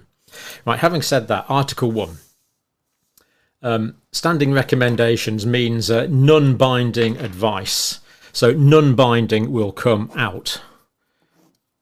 And so presumably if the non-binding comes out, that means it's binding on governments. Temporary recommendations means non-binding. Again, non-binding will come out.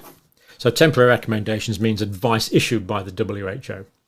The non-binding is taken out, implying that it's well, what can we say? We can say, well, it's now the non-binding bit is coming out. So does that mean it's binding? We would assume so. That's the interpretation of quite a few of the MPs we've looked at. For example, Article 2, scope and purpose.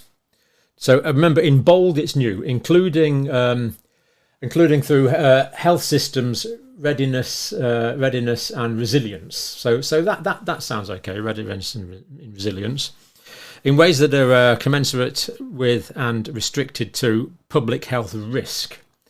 So the point is here, this is coming out. The public health risk is coming out. So that means they can do this for any risk, all risk. So it's now all risk with a potential impact on public health. So the public health part is taken out. It's now all risk. So this is the part that's due to go in. So the World Health Organization could do this for other things in its great esteemed wisdom. It considered a risk, not just public health things anymore. So pretty significant expansion of their reach there, just in a few things we've looked at already.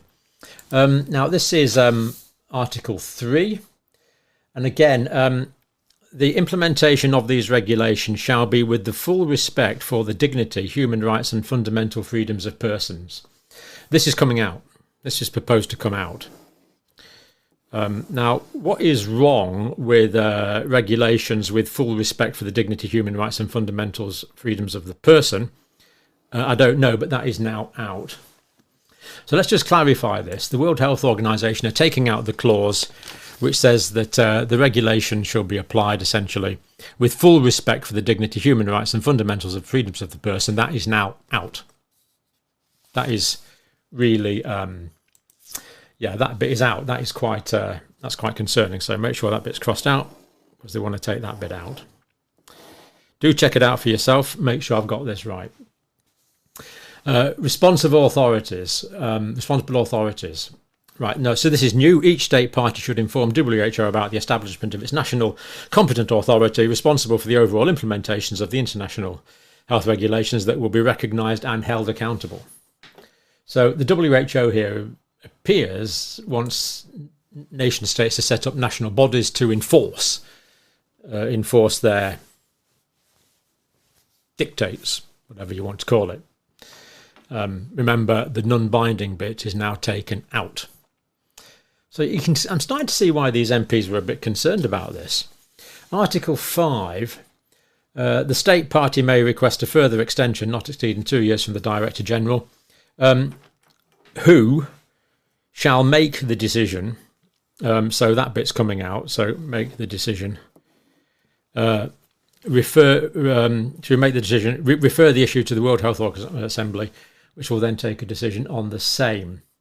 So, yeah, again, just subtle bits being taken out here. that can change the meaning of things. This bit is going in because it's in bold. World Health Organization shall collect information regarding events through its surveillance activities. So it seems to me that here the World Health Organization wants to collect the information and basically collect that information itself. Again, you get the impression it's a centralization of power issue to the World Health Organization. Anyway, let's go on. Notification. No sharing of genetic sequence data or information shall be required under these regulations. Well, that's really quite strange. I would have thought we would want to share genetic information about any new virus or bacterial or fungal infection or whatever it is. But of course, they're now saying that this is not just public health issues. This is any issues that the WHO deem to be a concern. What that could be isn't specified. They've just broadened this out, broadened their reach out. Article 9, under the heading Other Reports, before taking any action based on such reports, WHO shall consult with and attempt to obtain verification from the state party in whose territory the event is occurring. That's out. They're proposing to take that bit out. So why on earth wouldn't you want to consult with member states? I don't know, but it looks like the World Health Organization want to cut out the member state and just do this on their own bat. So that bit is coming out. Before taking any action based on such reports, World Health Organization shall consult and attempt to obtain verification from the state party in whose territory the event is likely to occur. Well, you don't need to bother with that. That is coming out. Again, WHO firmly in charge. Article 10, verification. While encouraging the state party to accept the offer of collaboration by the WHO, taking into account the views of such state party concerned, well, that's coming out. It looks like the WHO don't need to take into account the views of the individual state. Do check on the sites I've given you. This is what I'm reading. If I've got it completely wrong, tell me. But this is what they're saying. Exchange of information. Very concerned about information control, of course, and we're only up to Article 11, which is all I'm going to do in this video. Again, this is new. WHO shall facilitate the exchange of information. So it's the World Health Organization now that's facilitating the exchange of information. So it looks like the exchange is all going through the good offices of the World Health Organization so they can decide what's best for you in rural Texas or rural Cumbria or wherever the heck you are in the Outer Hebrides. The World Health Organization knows best about your situation. Is that what they're saying here? It looks like it to me. They're going to facilitate the exchange of information between state parties and ensure that the event information site from the national IHR focal points offers a secure and reliable platform. So it's going to be secure and reliable. Reliable, presumably, according to the good dictates of the WHO. There you go. And our role is to say thank you. And it's secure, so hoi polloi, like nation states or individual experts, well, it's irrelevant. It's secure to the World Health Organization. Parties referred to in those provisions shall, and again, one of these subtle changes, shall not make this information generally available to other state parties. So it did say parties referred to in those provisions shall make this information generally available to other state parties. Now it's saying it shall not. Looks like you've got to go through the WHO. So it looks like the WHO here is saying, as I see it, we don't want countries talking to countries. Go through the WHO. We know best. We'll take care of it all. We don't want the United Kingdom talking to the United States. Oh, no. Go through the World Health Organization.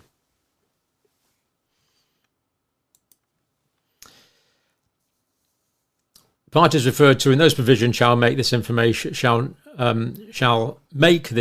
generally available to other state parties until such times when, this is the key thing here, when WHO determines it is necessary that such information is made available to state parties. So the WHO will decide when it's necessary, because this bit is new, to make informed, timely assessments. So there you go. The WHO is going to decide when information shall be made available to the United Kingdom. So if you're in the United Kingdom, don't need to worry about it. The WHO will determine when it's necessary that such information be made available to us. I guess all the scientists and doctors in the United Kingdom are a bit stupid. We need guided. Well, not that I'm putting myself in that elite group, but we need guided by the World Health Organization, it would appear. What words come to mind? Paternalistic, perhaps? Dictatorial? Controlling? I'll stop. I've given you a taste of what's in it. You decide. Do you like this or not? Check it out for yourself. Download the report. There it is. Just click download and you get the whole thing in a range of languages. And we will leave it there. Thank you for watching. Well, a warm welcome to today's talk, Tuesday the 16th of May. Now, today we're going to be looking at a pretty serious issue. It's the new international health regulations amendments. The initial ones were 2005, but the WHO is basically completely revamping them. Now, just before we look at that, I'm going to put the download so you can download these posters. So this one here is a group of sheep that are easily led, of course, and they're invited to turn, look and see. And this other one here shows human development over the millennia. It's the Ring of Brogda in Orkney. I think that should say, I think, therefore I am, but there seems to be a mistake. It says, I think when I'm allowed. So do download those, print them out, do what you want. They're all in high resolution. And on the same site, you can download my textbooks as well, if you would like those, all completely free. Now, my main concern with this new international health regulations amendments is that they're remarkably detailed and impenetrable, basically, to the lay reader. Here they are here. It goes to about 50 odd, 55 something, 54 components to it. And what they've gone through is they've gone through putting in new bits and striking through bits they want to cross out. And it really is a pretty terse, difficult to follow document. Now, I've put the link there, of course, you can look at it for yourself. But the point is, it's got all these detailed regulations. If he does that, countries do that, WHO, all pretty well going back to the big boss of the WHO, the Director General, who seems to be getting a rather lot of power out of this. But how can they anticipate all of this? Surely when there's another pandemic or another public health emergency, we want reflexivity.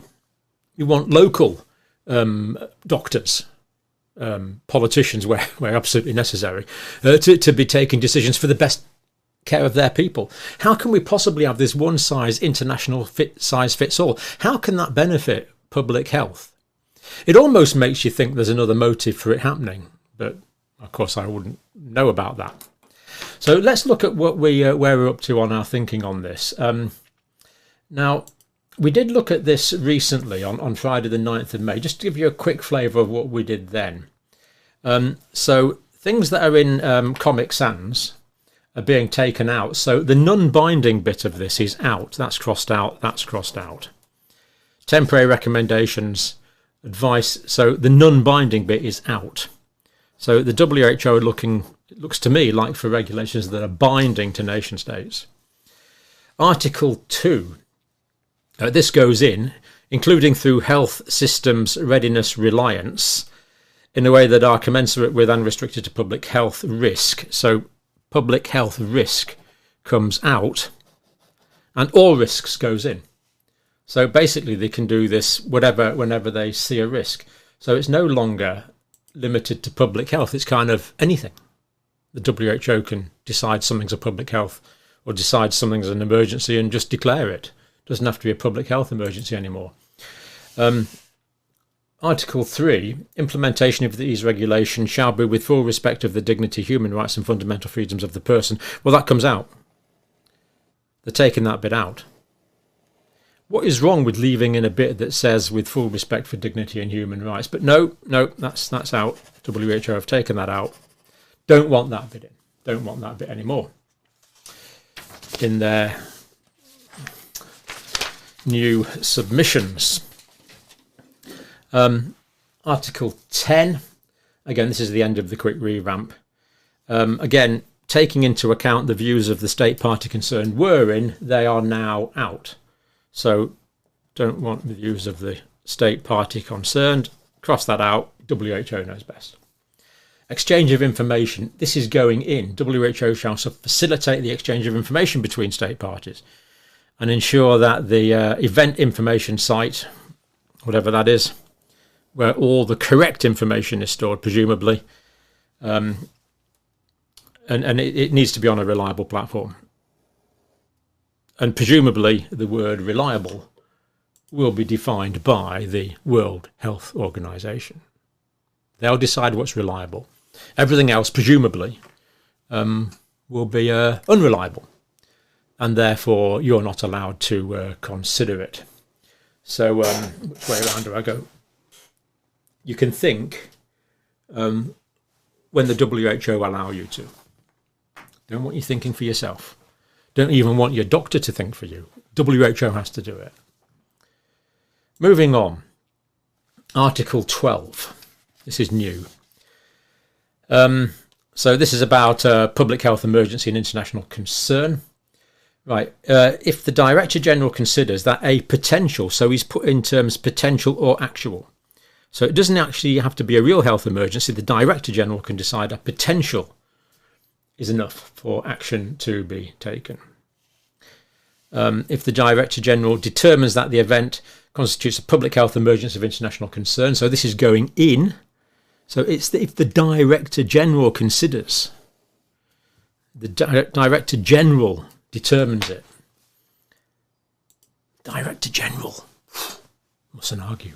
Director General. Oh, didn't realise it was the Director General. If the Director General follows consultations with emergency committee, relevant state parties, and then this comes out, the state party in whose territory the public health emergency and international concern has occurred comes out. We don't need the state party. We just need the WHO to decide. This is new. I mean, there's thousands of things. I'm not going to bore you with too many, but it gives you the gist. Where an event has not been determined to meet the criteria for public health emergencies of international concern, but the Director General, remember him, Director General, has determined it requires heightened international awareness and protection. So again, all to do with the Director General. All focus, power goes to the Director General. And remember, this is for a new public health emergency of international concern that cannot, by definition, be anticipated. So why all these impenetrable, complex regulations? Public health response, Article 13. So again, at the request of the state party, well, that comes out. That comes out. WHO shall collaborate comes out. So we're left with WHO shall clearly define.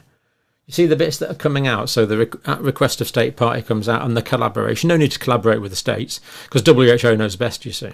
So we don't need that collaboration. And all these bits in black are staying in, including control of health products, technology, know-how, deployment of civil medical personnel. WHO can sort all that out for us. Shouldn't we be grateful? Again, all new. This bit in black's all new. The state party shall accept or reject such an offer of assistance within 48 hours. And in the case of rejection of such an offer, well, I can't imagine that would ever occur. Who would possibly want to reject the edicts of the World Health Organization Director General? Surely this is a completely hypothetical circumstance. But if it does happen, shall provide its rationale for the rejection. They must explain themselves to the WHO. So there you go. Presidents and prime ministers around the world, you better explain yourself to the WHO for the rejection. Again, if the WHO determines a public health emergency of international concern is occurring, it take out the word may, they've taken out the word may and put in the word shall. It completely changes the meaning. Again, here, when the WHO requested state parties should, now comes out, that gets crossed out, and shall goes in its place. I think you're probably starting to get the idea. Article 13, WHO-led international public health response. I'm not going to do too much of this because it gets a bit tedious. I think you're getting the idea. But state parties recognise WHO as the guidance and coordinating authority. Well, of course, they're the WHO. Of an international public health response during a public health emergency of international concern and undertake to follow. So we agree, all as minions, states agree to follow WHO recommendations because they know best, of course. Article 13, access to health products, technologies and know-how. Again, this is all new. So again, the Director General is making an assessment and seems to be taking charge of the resources. I mean, given just the absurdity of this, given the WHO's management of the previous pandemic, I'm amazed that any of the Director General or any of the senior management team are still in post, let alone suggesting this. If there was any accountability, surely there may be some changes in personnel at the WHO, but I'm not aware of any. Right, so it's all about the Director General. Parties shall provide their, and I'm surprised the drug companies aren't bouncing up and down about this one. WHO seems to want to be coordinating, is that the word I'm looking for, coordinating intellectual property laws. So that's another one that seems to be under their jurisdiction. And this one, they want to establish a repository for cell lines to accelerate the production of regulatory of similar biotherapeutic products and vaccines. So the WHO wants to control the biologics, the cell lines, so they can control the production of biotherapeutics, whatever that means. Bio to do with biology, living things. So I suppose that would include things like, I don't know, think of an example of something to do with life, ribonucleic acid products, and they want to control vaccines. Anyway, let's skip through. This is the end now. Article 53. The state parties shall establish a compliance committee that shall be responsible for various implementations there. So state parties will establish a compliance committee to show how they are complying with the thinking of the World Health Organization. The Health Assembly shall be responsible to oversee and promote the effective implementation. Let's get these implemented. We don't know what the next pandemic is going to be or what the next public health emergency is going to be, but whatever it is, in fact, even if it's only a potential one, we can rest assured that the Director General has got it all in hand. So sleep secure, trust the Director General. It's all good.